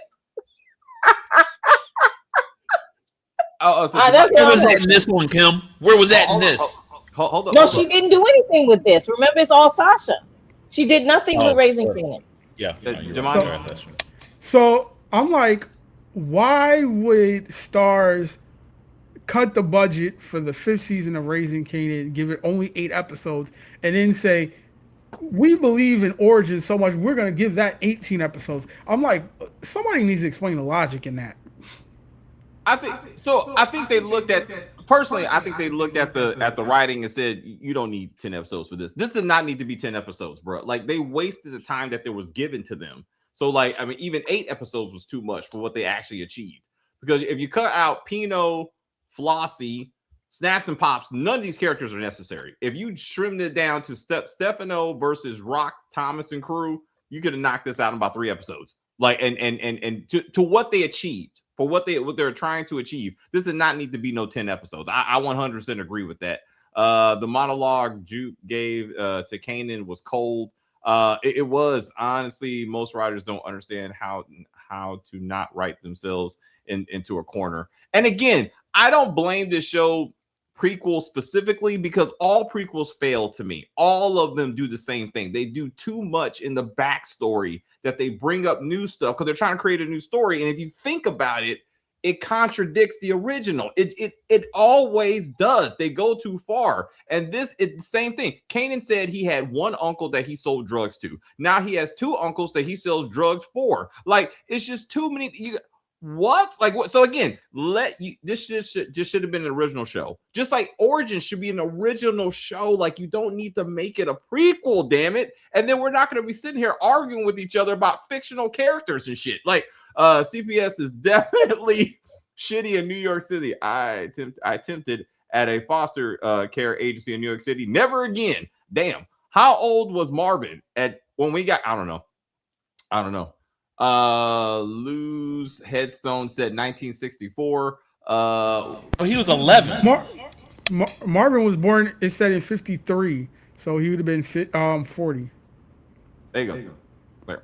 All right, then we got just like they did with season 8 of Game of Thrones. So ready to get to the next show. They don't close strong. It's interesting you bring that up. I like that comparison because, and similarly with season 8, I remember my friends were like, "Oh, it's too short, David. We needed more episodes." No, we needed better episodes. That could have been 2 damn movies. 2 movies. The fighting the Night King and then taking King's Landing. 2 movies and been done with that shit because the rest of it was stupid, because characters just changed. They just changed motivations all of a sudden. You're like, how the Daenerys, what happened to you, Daenerys? What happened? What happened? Chris, where's Arya? Why is Arya on a white horse randomly? What the hell's happening now? Why is she not ready to die? She's not changing her face. She's just meant nothing. Her wanting to get revenge on her brother and her mother meant nothing. Hey, Jukebox is the Danny of Power Book 3. That is exactly crazy what 180, happened. Huh? That's dramatic exactly what happened. One murder, and she's like, "I'm killing everyone," and I'm like, "This doesn't make a lot of sense." But let's just let it roll, right? Because she has to go crazy. She can't sit on the throne, right? Like we have to get somewhere, right? The irony: Courtney Kemp originally didn't care about a Ghost in Tommy prequel, as she said in the Q&A, but gave us a fake Tommy and Ghost and Rick. Rick and Brandon. You're right, and she said plenty of times she didn't believe in prequels because there was no stakes. She said that plenty of times, but she needs to make some money, I guess. So she's like, "Hey, let's do this." 18 episodes. This felt like season 5 of The Chi when they're like, "We want to extend this series for some reason." I'm like, "No, oh, y'all gotta let that hurt go." Scully from Snowfall. So, hey, Snowfall did it better. 90s, a show about 80s, 90s drug dealers. Snowfall did it better. Like it was an original, and it had a brilliant ending. The ending was no brilliant. one saw that coming. Like No. Was awesome.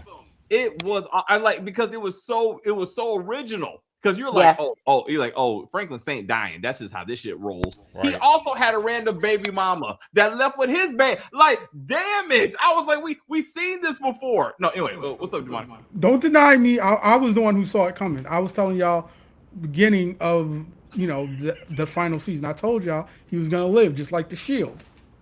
You're right. Well, you know what I didn't see, Jamani? I didn't see that he would turn into his dad. Yeah. The one thing that he said he would never do, he turned into his dad, and I thought that was poetic.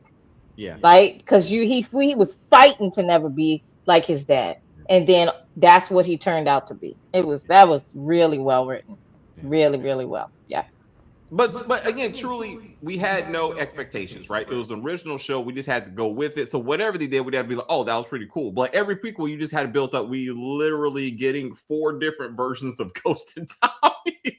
Like, yeah. It's gonna be that Juke has to be in order to justify Ghost being. None of that is happening. Like, you need to let all that go. Like, but again, it's jumping like 10 years. So they could easily just say Juke left. Also, wait a minute. Oh, somebody said it. I'm sorry. Somebody wrote it. A parent for a parent. Somebody wrote that. That was the first comment. Let me get back up to the top. Because I thought that was a good moment as we're discussing that. Okay. Hold up. Damn, a lot of comments. They need to explain. Someone said they need to explain in season. Okay, boom. First one. Power Origins has to address the fact that both Kanan and Jukebox are okay with a parent for a parent principle if anyone is or search or reach, a truce for their relationship in OG power to make sense. Exactly, none of that's happening. So like we just have to accept that somehow they got over that shit. It was like, hey, But I don't feel like that. To be honest, when I think about Jukebox and Kanan and he went to her, I feel like you could have a family member that you fell out with, and then at your lowest moment, and you have nobody else, you go to them and they may help you. But even I think it was Jemima, I can't remember who said it. When she was withholding his medicine and she was fucking with him, she knew he was in excruciating pain. She got him hooked on lean. She did a lot of kind of devilish evil shit to him while he was healing. She did. It wasn't straight like, oh, I love you, I'm so glad you're here. She treated him like shit for a couple of times, if you remember, when he was healing, right? But Y'all Kim, don't remember keyword, that? she still let him heal. Maybe She she still let was, him heal, but which she would have didn't. never happened with me. Fuck Yeah, you but it after wouldn't. that. Okay, Fuck you you you after have. what Okay, you did to me. you. I would. Okay, we're not talking about you, Chris. We're talking about the character of Jukebox, right? So in your heart, no, that wouldn't happen. But we can't say that it would never happen, because there are family members where they have fell out, and then and then they get back together. But it's To not. that It's never level, be. killing a But it will parent to a never level. be the wait, same. wait, wait. Yeah, We ain't talking yeah, about like someone owes yeah. me $100 from 10 years ago. We ain't talking about like No, Okay, someone took my girlfriend. This is beyond some like I very wanted to true. wife That that is woman. true. Yeah, This is a yeah. little bit different. This is a whole That lot different, that Kim. is true, but you're putting your own feelings into it, right? That's what you're doing. We all do that. I do it all the time. What I'm saying is that in that show, she did do devilish things to him. She wasn't, oh, I forgive you for everything you did. She talked down to him. She made him feel like shit a lot of times when he was in pain. Like I said, she took away his pain meds. She fucked with him a lot. but So so I'm just saying, it wasn't like, oh, kumbaya, where everything is forgiven. She did hold, not do that. hold on, She didn't. Giovanni has a point. What's up? Yeah, Go ahead, I, Javon. I agree with Kim, and I'm like, he didn't even. Thank She you, asked Javon. me who did this to you. He was scared to tell her that it was Ghost, because who knows what she might do. So there, you're talking about civilian rules. There's street rules, and it's just two totally different things. It's like, all right, you got me, and I'll get you back in my own way or whatever. I might overreact or I might underreact or whatever. But that's the streets of or who has the, it's not civilian rules like how Chris is describing it. Okay, She Little kept girl a grudge. barely was in the The grudge streets. was still there. This It little was girl still was there. barely in the streets. Let's not pretend like she was like always hanging around Marvin her entire freaking life. Let's not pretend like she was all in the life like that, like just wait, observing from we can't outside. hear Giovanni anyway. You know? Oh, my bad, Jamal. What's up? No, we can't. My Well, bad. no, like so, Chris, good point. I don't. Yeah, I mean, look, okay, I understand that there is street rules, and yes, like it's like one of those things where like, and you see in the mafia, like with the mafias, and we're like, yo, you got in a car crash, or you got in a car crash, and like my son is dead. Now I'm gonna take one from you or whatever, street rules or whatnot. But guess what? Not even with those families, even not even with the Gambino families, where they let that beef actually die. Not 10 years, like they might have to sit at the table, but they ain't gonna be like, yo, let me invite you in my house or whatever. Like, no, there is none of that. This isn't like, yo, we're at work and we got to be professional. Like, this ain't one of those situations. This is my private establishment, and yet I don't know in what century this ever would ever happen when you take someone's parent. Yeah, street rules or not, and then someone still be like, you know what, it's cool, whatever. Or like, yeah, I'm gonna let you suffer or whatever, but I'm still gonna let you heal in my place.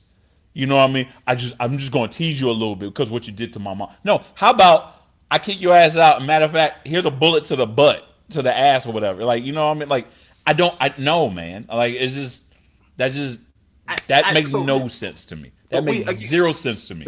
I hear. So again, we are arguing about fictional character. I don't want to do this for this whole episode. Like, okay, like so you disagree, Jamani. I get it. Kim disagrees also. I agree with Chris. That's 50-50. Let's move on to something else. All right. I don't want to keep on going through this. All right, because we're not going to convince each other. Okay.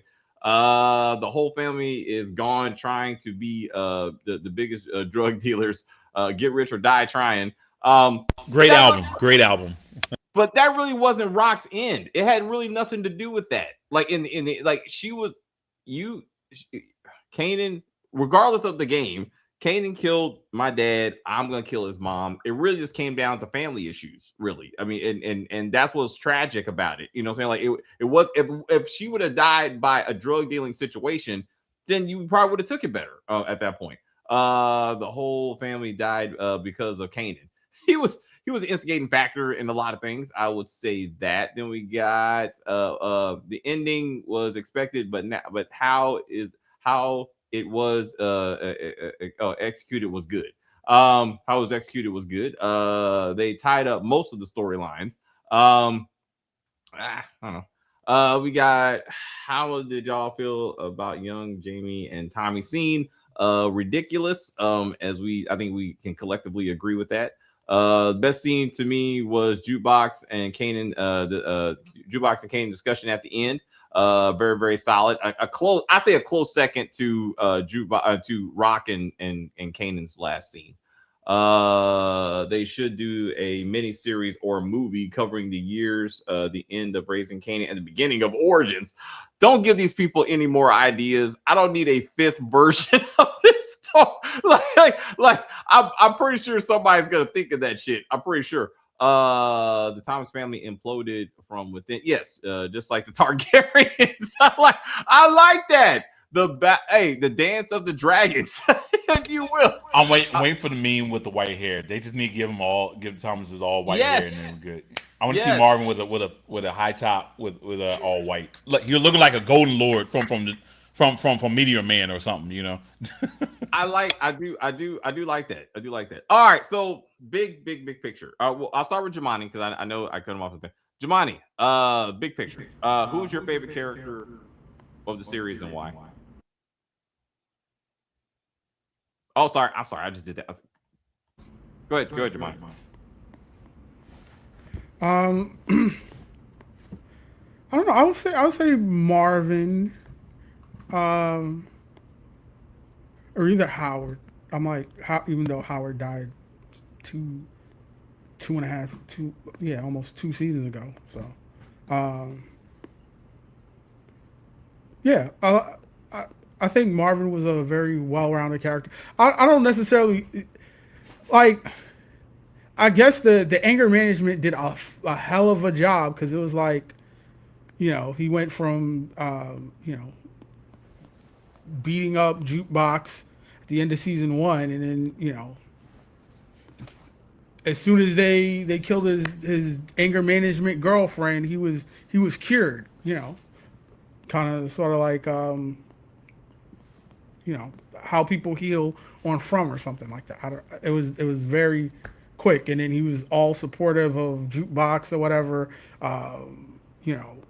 Telling her about whatever singing competitions and being a stage dad, as opposed to the first episode when I rewatched that, and they were talking about Kanan going to that same school, and she was like, yeah, too bad I couldn't go because you said that I wouldn't be able to fit in with all of those white kids or whatever. It's like, so, yeah, that sounds like something I probably said. So why don't you go and take the test now? It's like, I'm too old. So at least that demarcated that Jukebox is way older than Kanan. But yeah, he didn't start out as the best role model or single father as Rock was a single parent as well. And he redeemed himself and everything like that in the end. And I thought he had a nice character arc as far as that goes. Hey, Jamani. I agree with that. Kim, your thoughts? Yeah, Marvin was my favorite character also. I think that he was the one character actually grew. His character grew from an angry person to the Marvin that we saw right before he died. He made a decision, and it was true after the anger management girlfriend died. I think he made a decision that jukebox meant more to him than his feelings about her sexuality or anything else. He decided I want to be her father. And then when her mom passed away, that just even that fueled him even more. Like jukebox needs one of us, right? And I have been there for her, but she wanted her mother's love so bad, and her mother treated her like garbage. And Marvin saw that. He saw the hurt in his child, and he just made a conscious decision. I'm going to be the father that I should have been the entire time. And I thought that the actor portrayed Marvin uh, as complicated, as a family man, because he did love his family. He loved Lulu dearly. He loved Kanan too. He loved Rock, and I think that he had a huge heart. Um, but he was a gangster. At the end of the day, that's what he was, and he portrayed it really well. I tell you, London, I enjoyed his character. I enjoyed the fact that he was the uncle that would eat stuff when he's nervous. Like he had this nervous energy, didn't know what to do with it. So London actually decided Uncle Marvin's always going to have something in his mouth or something in his hand because he had nervous energy. So I thought that was very creative of London. Um, and I was very sad when he died. But we saw at this last season, we saw his arc just completely change. Like it was a 360, and he let Rock know that I don't really want to do this anymore, but I got your back no matter what. Like, why are we killing these people? Okay, all right, whatever you say. All right, we'll kill them. He didn't even have the heart anymore. He was just kind of like, I'm tired. So when he actually got his affairs in line, he knew he was gonna die. He knew it was his time, and I thought that was so well acted. It was, to me, they went full circle with him. So I thought that was um a wonderful performance, and so Marvin, yeah, for sure, yeah. All right. Chris. For me, it's got to be Symphony. Um, it's like no, I ain't gonna, yeah. I want to see him in this finale so bad. I was like, Symphony should have killed Rock. Symphony should have came back from the land with like, it was like, hey, I made this design, it's artistic. No, now honestly, my favorite character is Unique. Um, for me, all right, so watching Joey Badass. Now, I've been watching him since like all of a sudden he just had this random cast as like casted in Mr. Robot, and I was like, damn, they got Joey Badass and Mr. Robot. I was like, what in the world? Why? And then I saw him act. I was like, oh shit, he's amazing. Um, he was really good. And then we saw what he did in the Wu Tang story. You know what I mean? And he was just great. And then so when he got introduced in this show, he was very consistent from the very beginning. Everything he said, it was weird because I was thinking like, all right, well here we go. It's a New York show with a New York nigga playing like gangsters. So I'm thinking like, all right, like he's just going, you know what I mean? Like how's he going to do this? I forgot that who he was. Like that's the thing. That's how you know you're playing a role right. Like you know what I mean? Like there's like actors where you play a role just right, you forget that the person is even an actor. Like I mean, just like watching Django Unchained and watching like Leonardo DiCaprio, like one of my favorite actors. But that moment, I'm like, I don't know who the hell it is, but that dude needs to die. And I'm like, wait, no, that's just Leo. It's like he's just playing, But that's how Unique was. I mean, that's how Joey played that character. So he's very consistent from the very beginning to the very end, and he was so believable. You know what I mean? Where everything, his delivery, everything. The only reason I would also probably say I mean, I would have said Marvin if it wasn't for the fact that and I think Kim kind of said this, but Marvin, like the actor London, like he kind of grew into that character or whatnot, and then it made us really love Marvin. So that's why I would say Marvin would probably be my second favorite, but Unique was consistent from the very very beginning, from the very jump, and and yeah, it's to the point where pretty much he was like pretty much like kind of somewhat killed off, and then they brought him back because the audience was like, "Oh hell no, bring his ass back."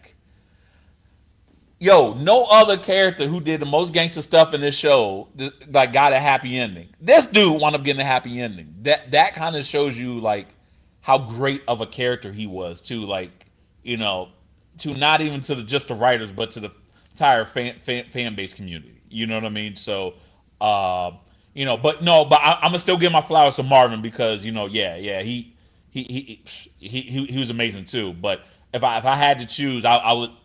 Marvin's here, but then I got Unique. I give it Unique a little bit only because from season one, I love this character. You know what I mean? So that's that's where my judgment goes. So I was so not. I was gonna say Unique, but Chris beat me to it. I feel like the show could have been told from his point of view, and it would have been a better show because I love the idea that he drove away with his family. That he's like, I gotta get out this shit, and he made it out, and nobody would have saw that come. Especially as a prequel, I thought he was dead and just written off his story. Um, he made the show like season 1 and 2. I love the fact that they were running drugs like in the projects and everything and that kind of stuff, and it was a very interesting way to tell a story. But Unique made this show from seasons 1 and 2 and 3. Like I was like, I wanted to see him. Rock just was a good foil, you know what I'm saying? But there was no character development in Rock. She's Patina Miller is an outstanding actress. Like she played a mother, and I just she's a of the three mothers, she's probably the best one to me because Monet was the worst mother to me. And then Tasha was just not useful. Like because she wasn't even it wasn't even she was out teaching the game. She would just wasn't useful. Now, Ghost was a terrible father. I'm not okay. Like it takes two. My point is, Rock did her best to be a good mom, and she committed to her son no matter what. Like she's like, I'm sticking by your dumb ass, and she loved her kid, and I never ever doubted that. You know what I'm saying? But there was no character development. You know what I'm saying? Unique in a sense, I mean, had character development to the sense that he was like, I'm from the streets, I'm gonna die in the streets. And then he said, nah, I'm okay with that. I'm riding out for my family. I would watch a spinoff. I would watch him in wherever he's going, setting up shop and have him start all over again. Like I would watch that, and watch him get into adventures. That's just me. Then we got, I don't think her last name being different in OG Power will ever be addressed unless it's like what Nick B said. Yeah, we gotta let Jukebox go. Like she will be mentioned in passing in Origins, but she's not coming back, and Breeze is not coming back. They want Kanan leading Ghost and Tommy. That should be the title of the show, Raising Ghost and Tommy. Because that's what that shit's gonna be. And then someone asked me what I thought. 1975. I like the idea of it personally. Again, I felt like Kanan should have been there with Rock as she was dying, like to hold her and be like, Mom, I'm sorry, like something to make it for the do you love me? She just wanted to hear it, right? And I felt like if this was a different show and we didn't know who Kanan was supposed to be and all that shit, he would have gave it to his mom. I think he would have been like, I'm sorry, I love Mom. He would have called her Mom, like he would have been like and gave it to her so she died knowing that her son did love her, and that's all she wanted, really. And that would have tied to 1975, right? Like I held him when he was born, and he held me when I died. And you bring the family. In the end, it's the family, and this was a family story. And I would have been like, thank you very much, and I would have appreciated it. The CGI was shit, but the idea of it was better. Just like when Courtney ended book 1 with Ghost talking to Angie. In the end, it was about these two people loving each other, and they died for it, right? They ride and died for it, and that's really what it was all about. And I love that thought to me. When it to me. That's it. The CGI took away from the heart of it of the 1975 thing. Me personally, but anyway, no, we want to get to some of the cops. Then we got no judge. I don't know what happened with those two during all that time. He's talking about Jukebox and Kanan. again, we're not. They left again. We were left with two characters who just happened to know each other. That's how they were presented in book one. Like Kanan, he needed help, and he called the one person he could, and that was his cousin Jukebox. And and she came to his aid. I mean the best that she could. Juke knew more about the game than Kanan. She always moved alone, and nobody fucked with her 5 seasons except Crystal. I don't know about that. Jukebox just happened to be there many times. I don't think they knew what to do with her character personally. And I felt she was probably the least developed character. Her ending was awesome, but she was misused for 5 seasons. I mean, just 100%. So let's talk about. I want to get Kanan's bad medicine deleted Juke's girl in season 1. That's right. Lulu and Marvin. Kanan has caused pain for Jukebox, and Juke will cause pain until the end. I guess. Can y'all review Top Boy? I couldn't get past the accents, and the show's already over. So, no. But I appreciate that. That's racist. Racist. No, about that. You're right. Shows like that, I usually have to watch with subtitles. To your point, and they're speaking English, and I'm still like, what the fuck are you saying? I was like, you are, yeah. It was painful. You ain't watching James Bond here. You know what I mean? Like, they from the streets, man. They from the streets. In the streets with British accents. I'm like, what the fuck are y'all saying? Right, it was very, very painful. But anyway, so okay, yeah, we got red stuff. So, Chris, how would you do it again? 5 seasons. What would you think would have been better? Take out, add to. What you got? Okay, if I was redoing it again, and then we're still having just a 5 season format arc. Yes. Okay, I would keep everything the same when it comes to Rock and her brothers. What I would change though is Howard and that whole relationship with Rock, and then the whole thing with him being like the father is not the father to Kanan. I would make him, because for the entire time they showed him, because he had a little bit of an interaction with Jukebox. I would have it where that would be the avenue where Jukebox decides to get into law enforcement for starters, and have them. I mean, and we saw in the very beginning with them just being like kids, kind of getting their ass whipped and whatnot, like they had in the beginning, but then just kind of slowly having to make terrible decisions, right?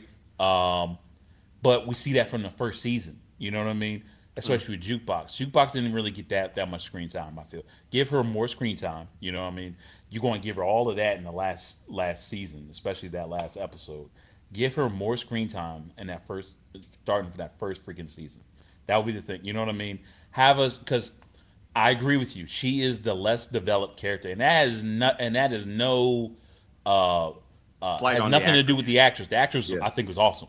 I think she's awesome. It's how they wrote her. You know what I mean? And they just kind of neglected her in favor of Lulu and his music stuff. Get rid of that music career shit with Lulu, right? Get rid of that whole thing. You know what I mean? Get rid of Albie Shore's little son. You know what I mean? Fake ass Quincy Jones. You know what I mean? Get rid of that.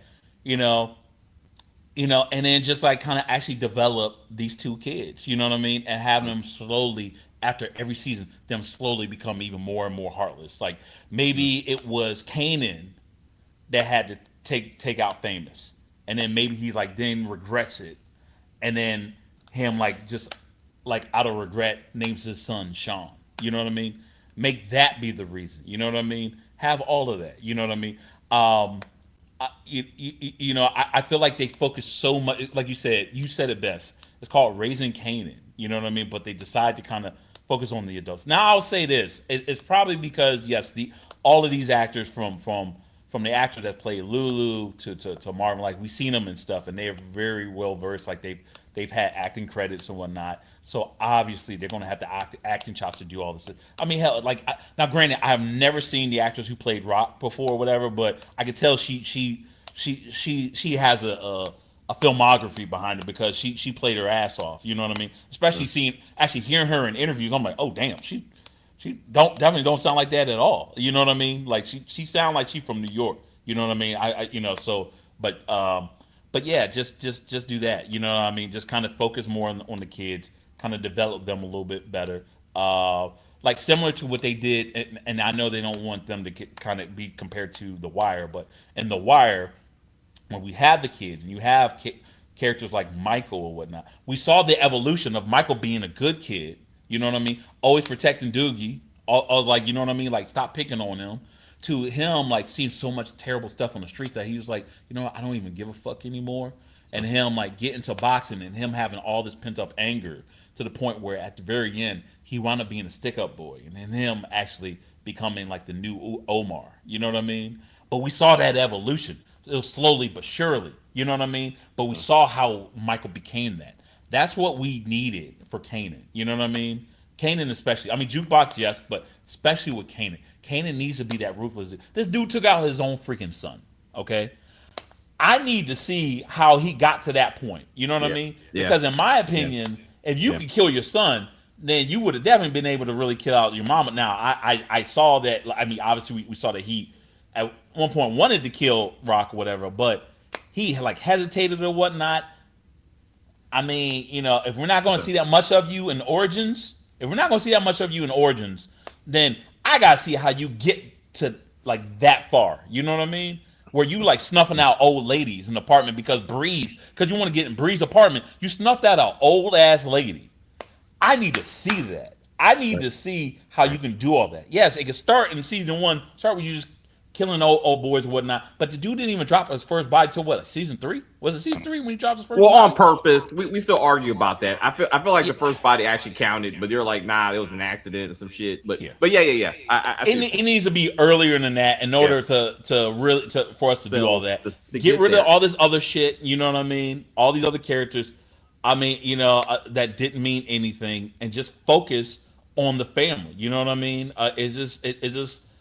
Just do that. I feel like I don't give BMF like props a whole lot or whatever, but at least with the brother, I would say that what they did better than this show, at least when it comes to Kanan, was the brothers' progression as far as like somewhat of the evolution of them just kind of being like, kind of say, you know what, like anybody can get it. You know what I mean? I felt like they kind of did it better than what they did with Kanan. I mean, obviously, you know, I mean, there's still some flaws with BMF. I'm not saying BMF is an amazing show at all. Don't get it twisted.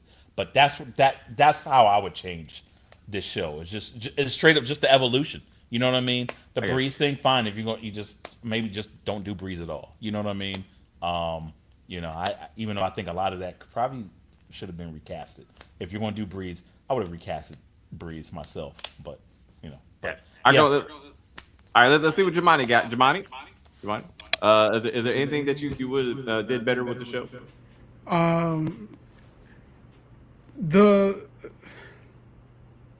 They should have basically given enough time or a good reason for why Kanan all of a sudden has a heart and wants to save his mother. It should have been, hey, you know, it came down from up top. One or, you know, Marvin or Rock has to go. And he should have more or less said to Rock, hey, I chose Marvin. But you're still on the chopping block, so I'm trying to save you now or something like that. It shouldn't have just been like, not enough dialogue exchanged for it to make sense of why he killed Marvin. I think that'll be like one of the biggest hiccups in the writing as far as this goes. Like everything else in this episode made sense. I don't know what the point of them injecting the mob in the second season was. It seemed like it was his own show happening at the same time. Um, yeah, I'm like, even though this episode, it was they have good lines and good dialogue for them. I'll say that much. Maybe Sasha Penn should just write a strictly mob based show. Like the good line in this episode was she did with my business. She did to my business what pantyhose did to finger fucking. I thought that was hilarious. Um, the when you guys were talking about the consistency of Unique, I was like, I don't know. That whole brain damage thing didn't seem real consistent to me in season 4. That, um, Agreed, Ronnie Jamani. Agreed. Yes. Ronnie was a great character, and I just noticed this when I rewatched the pilot episode. They mentioned Ronnie in the first episode, like so it was the seed was already planted for him to be there, and um there was just so much that was right with this show. Like, especially the first season. I think the first season was damn near flawless. All the way up to the end where she's on the top of the building before the credits roll or whatever. But the second season was when, as I said, they bring in the Italians and it just turns into, I don't know, like a character of its own show at certain times. I'm like, can they stick to one drug? I've said this for years. Now we're selling heroin. Now we're back to selling crack and cocaine. What is the drug? What was the point in bringing in the Vietnamese, then bringing Afghanistan? I don't know how to say Afghans, Afghans, right? Afghans, Yeah, Afghans. like this is not the United Nations of drug dealing. Like, I don't understand. Why does 50 Cent have to show, hey, it's not just black people, it's a multicultural industry. He did it in Power, he's doing it in Fight Lane, we get it. I'm like, Power Book 2 is the only time when they were like, the Connect is a black woman. Like, okay. I like that. No, to the point of like, it's black on black. Let's just stick to our own race. Let other people talk about their own shit. But Kim, anything, anything from you, please. And then I'm gonna go through the comments. Okay. What was the question again? Is there anything I would change? I Yes, mean, it please. was a lot of talking going on. Okay. I'm sorry. Yes, and yes. If at Oh all, maybe you liked it gosh. the way it was. Maybe I don't know. I feel like there was that moment when Rock went to go pick up. Well, no, when she dropped off Kanan to the cousin. I think that was her Yes, cousin. yes, yeah.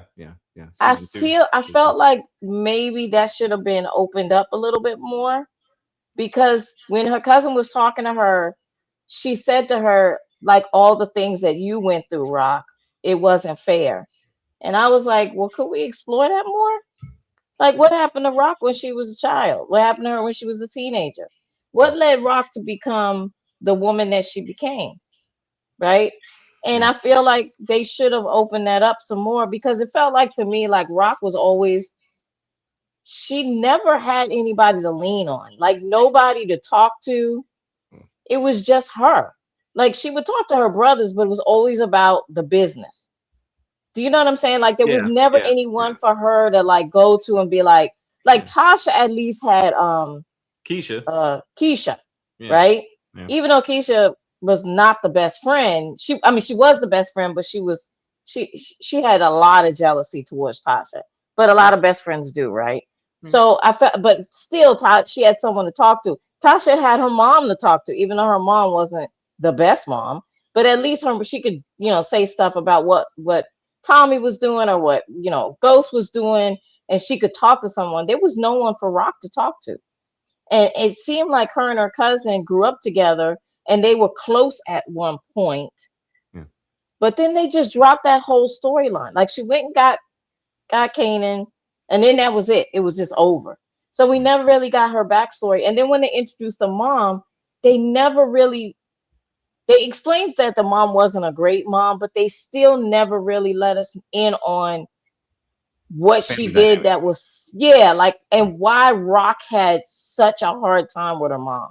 Yeah. Like, understandably, a woman trying to raise a woman is hard, because at some point, especially when you get your period, you think you're better than your mom, you think you know better than your mom, and you don't. You just don't. You're a child and you don't know. But you think that you can say whatever you want to your mom. So I got that part of it. But why didn't the relationship at least heal at some point? Hmm. Or at least they some have some type of relationship. It never got there. It was just about this mom. All she wanted was money. That was it. She was that kind of mom. Do you know what I'm saying? And I Yeah. felt like they could have opened that up too. Um, let's see. I feel like they should have concentrated more on Juke and Kanan's relationship, and they really didn't. It was at some point they were just living two different lives, and they didn't continue that relationship either. They didn't open it up enough for me. Um, yeah, I think that's for right now. That's all I can think of. Oh, and also too, like with Kanan's real dad. I feel like they should have opened that up too. Like what really was going on? Like I understand that she was the CI, right? And she slept with the cop or whatever, whatever. But then what happened? Like what happened? Why did DEFCON become the father, De right? facto The daddy. father. Yeah. Yeah. Yeah. Why understandably because the father was a cop. We get that. But there's plenty of people in the ghetto who are selling drugs and their father is a detective or a cop or whatever, and people keep it on the down low. Or it might be a rumor, but no one actually addresses it, right? So I felt like they should have opened that up a little bit more too. Do you know what I'm saying? Like, No, I get you. I get you. Those are yeah. Jamani, I gotta no, Jamani. Like we Okay. gotta get to the comments. We gotta get to the comments, right? Yeah. That's Tasha it. cooked cooked, did laundry and took her kids to school, went to Raina's recital, etc. She did. Like She was a real mom. She was a yeah, real mom. and I mean, but she was a house mom with the grandmother helping her. But it was, I mean, she was committed. I mean, unlike anyway, that's some other conversation we can have next Mother's Day. Patina Miller, London Brown, and Haley got to give props. All of them, the whole cast was outstanding. Like the main cast, all of them committed to their roles. I hated Lou's accent. I just got to say that, but I know he was trying his best. But Absolutely. the accent was getting on my damn nerves. Your platform is a great podcast. Well, thank you. I wish you had a chance to react to the HBO series The Wire. I know you would give it a great commentary. I got back. I had to watch the Wire bootleg back in the day. But it was a great show. I mean, and yeah, if it was around these days, Tina Miller, she was on Madam Secretary and does a lot of Broadway. You can tell she's a Broadway performer, like the way she acts. What's good, y'all? I'm new to the podcast, but I wanted to say wanted to say it's going to be kind of hard for me to watch 1975 with me knowing what happens to the Thomas siblings. I think they're making a prequel for night. Are you talking about yeah, I mean the scene was good. That's why it was so sad to see how the family was once all together and then they kind of fell apart. I like Shamika as what's his name? As Breeze, that this he didn't as Breeze, this he didn't really look all that threatening and intimidating. Yeah, that was terrible casting. I mean, we said that for, and then yeah, it was none of that needed to be done. Like he should have been introduced in Origins or some shit or earlier in this series. Ronnie was the best villain. Ronnie was by far the best villain, and they did him dirty. I felt like overall. But I was scared shitless. He didn't kill enough people really. And I thought he was gonna be a little bit more. They should have shown flashbacks when their mother was dying of the history, I guess, of how they're going through it. I guess The Shy had a phenomenal finale. Plus, I think there's going to be a spinoff with New Generation. I ain't watching those little. Let me tell you what channel's not reviewing that, and that's this one. I was like, no, I'm done with them little fuckers. I'm sorry. Rocks was DEF CON's cover at the time she got pregnant with Kate. So like we never saw DEF CON, and considering how important he was to the overall story, like we should have saw DEF CON on fucking camera in flashbacks or something. But I'm like, who is this left-handed DEF CON, and why is it no one else is gay in South Jamaica, Queens? Like why he was the only gay man there? Was he gay by himself? Like I don't get that. Anyway, where are the RSKs? we're the Sadado Nation. There's no universe building. There's certain people and organizations that should be here right now to make this part of the power universe, as opposed to the multiverse, as Jamani and I were discussing. Like, this is a multiverse. Like, they're just taking different stories and just making them up in different places, but they're not connecting shit. Like, it doesn't make any sense to me. Ronnie was his lover and partner in crime. I would have loved that. Like, give me something. Like, give me something. I thought Burke was gonna be more. I thought Burke was gonna be the person that helped Jukebox realize that law enforcement maybe is not that bad, whatever. I thought that was gonna go somewhere. I thought when her mom's church had her strapped down and beaten for being gay, that was going to start turning her to the killer that we know her to be. And like, she was going to kill the pastor or some shit. Like, they could have did it better, slowly but surely, that she's like, whoever killed my mama is getting a bullet. You know, you kill people for a reason, and sometimes you do it because you like it. You know what I'm saying? And like, we never saw that. Like, and it was a different character. It was a beautiful character, but a different character. And I just thought that was kind of a thing. Oh, narration. I'm sure I said, y'all, episode 1, I said, Kanan, shut the fuck up and let me watch this show, because this wasn't Kanan. This was 50 Cent wanting to hear his own fucking voice, because he was narrating things in scenes he wasn't even fucking in. So I'm like, there's no way Kanan knew this shit. It was just 51 to run his fucking mouth. And I'm like, shut up and let this show be what it is. You know, I'm like, oh my God. I did just for that. But Jamani, I know you have some rebuttals. What you got? I can't even remember what it was now. All right. All right, when you get back to it, let me know. Raise your hands. You never caught it? Never caught what? I hated the shy ending, and this last entire season was terrible writing. That's a different review, but I agree with you. But yes, go watch our review. The narrating, I'm telling, if you track our reviews every episode, I was like, fuck 50 Cent and these random ass narrations. I know they wanted this to be like Goodfellas, and maybe that's why they brought in the Italians. You know, they wanted to make it more Goodfellas like, but it didn't just make a lot of damn sense. And I'm like, whoa. That's me. Sorry to say this, but I think the biggest reason this show has so many inconsistencies is because Sean Penn is writing it without black people. Okay, you know, hey Jamani, he said it. He said please. it. Jamani had some his own. Now you got something to say with that one, Jamani? Yeah, just in this episode alone, which was written by Sasha Penn, he has Breeze when he goes out to. Now, you know, the white conversations are so much better than the black conversations when they're just talking about nothing. Like, you listen to the Pinot conversation about the girl and all of that stuff, and the white guy's talking about Richard Gere having a gerbil stuffed up his ass or whatever. Yeah. These are like Quentin Tarantino. We're talking about nothing just for the sake of nothing, but it sounds good and it's entertaining. And then Breeze comes and is like, yeah, y'all are living like niggers. I was like, what? Like, he had an A on it.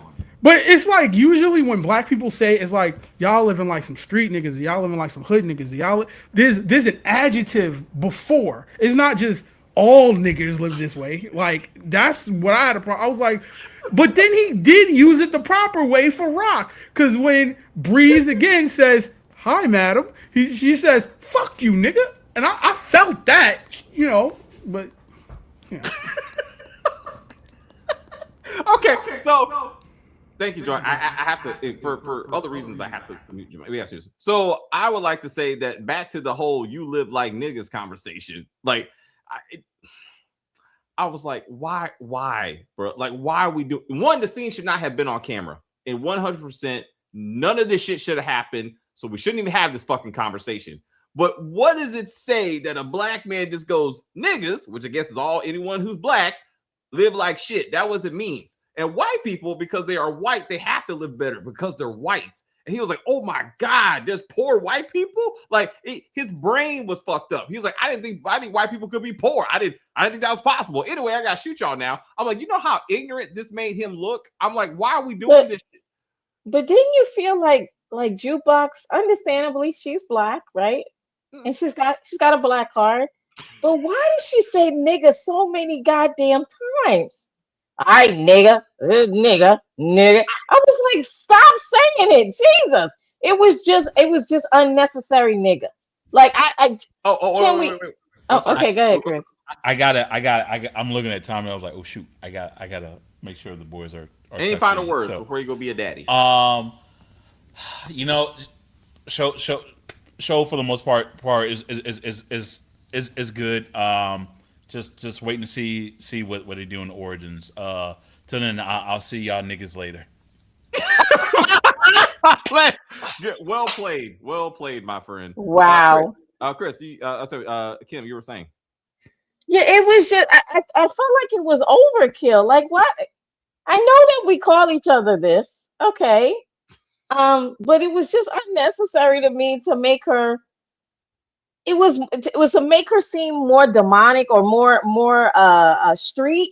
And I was like, she didn't need the extra push. Like if you look at her face, she wasn't playing. She was like, she wanted to kill Kanan in that moment, sitting there in the diner. She was like, I really could kill you right now, but I'm not gonna. I want you to live with this. You know what I mean? So it was like, you didn't need to say nigga that many times. I thought it was just unnecessary. And can we stop doing that as writers? Black, white, purple, Asian, I don't care. Stop saying it. It's not, if you have it in there twice, let's just leave it at twice. Okay, 3 is a bit too much. So, yeah. So, hey, that's what I said about. Oh, sorry. I was saying, so there is a limit. We Please. in regards to what our text was, there is a limit. So I said, y'all, if y'all watched our reviews, I said that about Force. I was like, there's no need for all these niggas. Like, we see you. We know you niggas. We know you street niggas. If we need a qualifier, like, we see that. Like, the niggas don't make you more street. But to your point, with Jukebox being the kind, well-spoken young lady who wanted just to be a singer, right? Like, they had to turn her in less than 20 minutes into the nigga that we met in book 1, and it doesn't make sense. Like, it's not the same character. Like, just because your daddy died don't make you a nigga all of a sudden. Like, that's not how that works. You know what I'm saying? But it's like and then she tried her best to sell it though. Like, Haley tried her best, and so it don't sound right coming out of some people's mouths, but she did her. And I'm like, I know what you're trying to do. The writer, I get it. But I'm like, you're right. It just cringed me. I'm like, how it hurt me every time. It wasn't just her father dying. It was her killing Snaps and Pops last episode. Did she call them niggas? I think she did say. Did she? Okay. I don't know, but I'm saying that's when she started becoming gangster for me. Well, I mean, sorry. Thank you, Jemima. Like we had 4 previous seasons to get Jukebox, and we said this episode 1. Neither one of these characters are where they need to be to get where they need to be going, right? And they neither one of them. Like, you're not selling me on any of this shit. This was just a really long horror movie. So, you know what? Let's go down that road. We said it before. If they would have paced this thing out, and Jukebox was on a murder spree, just to be like Kanan. I don't think Kane should have killed Marvin, but whoever killed Marvin, I believe should have been the cops over Amber. I believe that. She slowly but surely just starts knocking off motherfuckers. Like, she takes out the cops that kills them. Maybe she finds out the people who killed Famous. She kills them, and she's on a murder spree. And it's like, what? It's like, who are you? You know what I'm saying? But like, these people did stuff to me and people that I care about. And then that. But again, you don't shove all that into the final season. They should have gave us more. Yes, Jamani, I'm pissed. Stefano outlived the black folks. Yep, that's true. Yeah, he outlived should have died a long time ago. Yeah. it was funny how they mentioned Richard Gere after the scene with Kanan and Jarita. Because I said, is Pretty Woman a thing in this universe? Because somebody needs to make that joke to fucking Kanan. When he walks around with a prostitute on his arm, somebody needs to be like, is that Julia Roberts? Because she be fucking, right? And I'm like, also, Jarita, you a hoe. Why would I not think the baby's not is mine? Like, why would I? Like, I can't believe you would say that. Girl, you How suck are dick you offended? I was like like, how are you offended? offended? Like you were sucking dick for a living like a couple of weeks ago. Like, of course I'm gonna ask the question, baby. I'm like, I can't believe, and I don't want nothing. I don't want nothing. I'm just here to tell you I'm Yeah, pregnant. So you do want something because yeah, if you didn't want nothing, you would never said anything. right. You You would have wouldn't be just your held dumb the ass. baby. You a bird. You a bird. Where is her grandmother who is in rehab? Where is her special needs brother? We're not gonna see any They're of in this. origins, David. They're in origins. Stop it! Like, stop it! Like, none of this shit is coming back. The storylines of killing family members has been overdone in all the power. You are absolutely right. It's like they don't know what else to do with these characters, and they're just these storylines. They're just recycling the same shit, you know. Yep. But to their credit, Kanan didn't kill Rock, and I was like, at least we got that. You know what I'm saying? But we also, to Monet's point of view, Monet actually went out better. Monet went out better because she died saving her son, her killing son. That she was like, if I see you again, I'm gonna put you down myself. She got a better ending than Rock. It made far more sense. So let me give it to Power Book 2. Monet went out like redeemed. Right, like they redeemed her in that moment, even though she looked, for some reason she had to look flawless before she went to fighting. I don't know what that, but That like, is Mary. Mary has to she's look beautiful. What are you talking about? like It's my Mary J. last scene, I'm Blige. gonna be flawless. Like Yes, you can't yeah. fight in I that, but mean, Rock is beautiful. Like I don't care whether she had on, if she had on a bra and panties. This woman is gorgeous. So it doesn't hey, matter. I know you guys would have loved that, I'm but not I'm sure just what you. saying, Bettina Miller is a very beautiful woman, and no matter what she's wearing, she looked flawed when she was laying on the ground dying. I was like, you still are gorgeous. Like Yeah, you, dead, she's beautiful. Dead, she's and she's beautiful. beautiful. Yes, And it, yes. it just, I wanted again. I just wanted Kanan to be like, I'm sorry, mama. Yeah, I wanted him to hug his mother too. I wanted Right, him to show some emotion. right. The only emotion that I saw, and I put it in my notes, was when he was standing there talking to his mom, right? Yeah, When they yeah, were standing in front of, I think, the Coliseum or whatever it was. They were standing mall or whatever. And he had one tear that was stuck.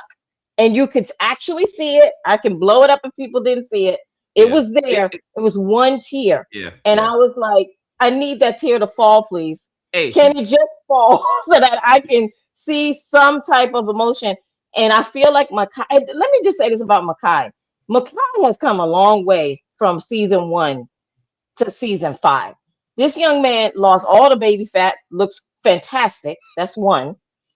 The way that he's acting improved 100% from season 1 to season 2. I mean to season 5. He bye. got better and better and better each season with his acting. His accent that we were begging him to improve, he did.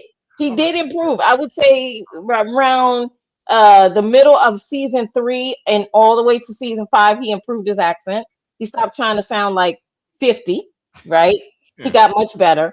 And so I want to say, and in the moment where he was standing there and he was talking to his mom, he did a brilliant job of holding it together because there was emotion that could have just came right out of this young man, and he held it together, had that one tear, but he never broke. He never like fell apart. He continued to try to be hard in front of his mother, like because he wanted her respect. Like I'm not gonna cry, over you. You're my mom. Yeah, I love you. Yeah, you're still you. And the one thing he did say is, yeah, you'll always be my mom, no matter what. And to him, that's saying I love you. That's the only thing you're gonna get. You're not gonna get I love you from him. And when he saw her laying on the ground dead, he was not gonna break character and be like I love you. He wasn't gonna hug her. He had to stay hard. He had to continue to feel like that's not something she wanted him to do. She wanted him to stay hard. But his mother wanted a hug. She absolutely wanted a hug. She got that last hug when she hugged him, and then he eventually hugged her Yeah, back. yeah, yeah, You know what I'm yeah. saying? So that was it. That was all we were gonna get. There was no more emotion we were gonna get from Kanan. So, I get you. I but get I you. thought it was done very well. Jemani, please, sir. And then we're gonna. Oh, I'm sorry. I'm sorry. I'm sorry. Hold on. What's wrong? I can't. Oh, I can't unmute you. You unmute you because I can't do it. There you go. Yeah. So with Kim talking about the growth and complimenting Kanan, right? I just thought back to Pomona, and I think that Rock wanted to necessarily be the parent she didn't have, Mhm. not necessarily just a good overall parent in general, because she went up there and pulled the gad on her for messing with her underage son, which is something her mother probably would have probably ended up, in a Black Lives Matter type of situation, pulling the gun on the police that was messing with her when she was underage. But that's neither here nor there. But she protected her in a way that her protected him in a way that her mother didn't protect her, but still left him open to the drug game or whatever, which is just she shouldn't have done. So she parented in her own way. All right. Let me get to the comments because I know you guys been doing this for a little bit. So and then we're gonna wrap this thing up. I agree. The Chili's ending was bad. Oh, the Shy's. I'm sorry. The Shy ending was bad. I will not watch a spinoff. The whole story was boring. I don't think they're doing a spinoff. I didn't hear any buzz about that, and I think that'd be kind of weird. He being Ronnie loved DefCon. That's why he took in Kanan. Uncle Ruckus. I'm trying to get some context to that one. I am black. I am a black person that doesn't use the N word. Sorry, not sorry. Yeah, I mean, I don't. It's not part of my daily vocabulary. But a lot of these shows that some people use it and it flows off the tongue and it sounds natural. Jukebox was not that character. Not this version of Jukebox. Original Jukebox, absolutely. She sold it better. I hated how Jukebox was talking this episode. She had an odd ass tone. She Yeah, did. She did. that right. The Richard Gere dialogue was as random as the twins getting a screen time. I Yeah, don't. that was weird. I didn't realize they were twins until that scene. I, Like I didn't even realize. Like remember when they were getting arrested or whatever was yeah, happening with the cop? I had no idea they were twins. And then what? That was just a waste of a scene. Like who cares? They could right. have killed him off camera. I don't know these guys. Like Bruh, no one was scared about Breeze going to jail over these motherfuckers. Like this would no, only be relevant if Snaps and Pops again were like, unless these two people boys are gone, you're gonna be fired, and you're not gonna get your okay. Now I gotta kill them to make sure I keep my connect going with my family. right, That right. makes sense. Now they're Yes, relevant, right? I was like, what? absolutely.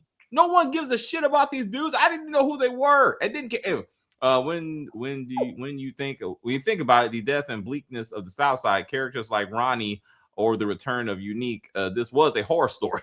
I would say Unique had a Michael Myers vibe to it, like the way he portrayed it, and again, sold that menacing. You don't want him around you or your family anytime soon. Uh, But then David, and I'm sorry, I don't mean to interrupt you, but this is the last thing I'll say, I promise. what's up? When Unique lost his mind, right, because of brain injury, right? Yeah, Did anybody realize that when we saw Unique the last couple of times, his brain was fine. yeah. They just He had forgot no about that. temperament They they issues. they just forgot about that shit. They Like I just think forgot. Like I he think healed, and that was it. It was like yeah. his cut was like smaller, the scar was smaller, and then he was back to being Joey Badass, which I have to say, Joey Badass did a phenomenal job on this Right. series. He was wonderful. Like he was perfect. Like I couldn't even say when I watched him yesterday, episode one, season one, I was like, this dude can go far. He not just as a rapper, but as an actor, he really did a good job. But still, like I said, what happened to the brain Just injury? Like, just just drop storylines. And since we're just Yeah, acknowledging stuff that should have happened, the whole Kanan banging sister and mama, that was some shit I would expect to see on the yeah, that was shy just stupid. with It Emmett. was Like just, Emmett yeah, didn't do no stuff like that, but Keisha did. So it's similar. It's similar. But I was like, that's the kind of bullshit I expect to see on the shy, not on the CTE plot was a red herring. yeah, he, yeah, he he was Jekyll and Hyde there for a little bit, like, and they were like, okay, yeah, we gotta get past this. Someone said Garcia never made any effort to figure out who killed Howard, and that was the only reason he was supposed to be brought back. exactly. Captain Yep, Batista was suicide was completely unnecessary. yep, Nobody gives a fuck about that captain. And yep. he didn't solve anything. So it was great to see the Lump was brought in. Great actor. He died. Chris didn't get to point that out. So it was great. It's great to see him. I loved him in The Wire. But overall, his character meant nothing. I mean, as it relates to this story, it just wasn't necessary. But anyway, a Yeah. few more comments, and then we will say goodbye. Yes, yes, we are so tired of the family on family crime. It's so goddamn dull. We need a new angle. And this is what happens when they rinse and repeat characters. They're just trying to squeeze every bit out of these origin stories. It's like it's going to be the same thing that's over and over again. Like, I believe Legacy is going to end with either Tariq killing Tommy, or Tariq killing Tommy to fully take over the business, or somehow Tariq has a kid randomly that we don't know about. If he has a child, he will kill that child will kill him, and that's how. No, that's what I feel. I feel that Tariq is luring Tommy back to New York because he is a plan to kill Tommy. So, Really? oh, I absolutely believe. I think Ah, Tariq is setting Tommy up for sure. This oh, benefits Tom. This benefits Tariq more than it benefits Tommy, and he knows Tommy loves him, and that's why he went to Tommy the way he went to Tommy. Oh, I'll help you out, Unc. I got you, Unc, and he's gonna backstab Tommy for sure. I think to your point, with if Braden is serious about not coming back, like he's done with this stuff, he needs a white man to do all the work. So he's like, he's like, I need Tommy, I need you to run this business because that's not what I do.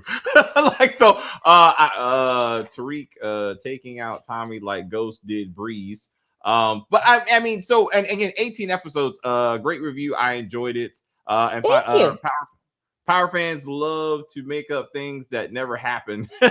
Like they said, Kanan had a dead uncle and one in jail in OG Power. Yeah, he didn't say They none of did that. say that. He They did. did. I remember.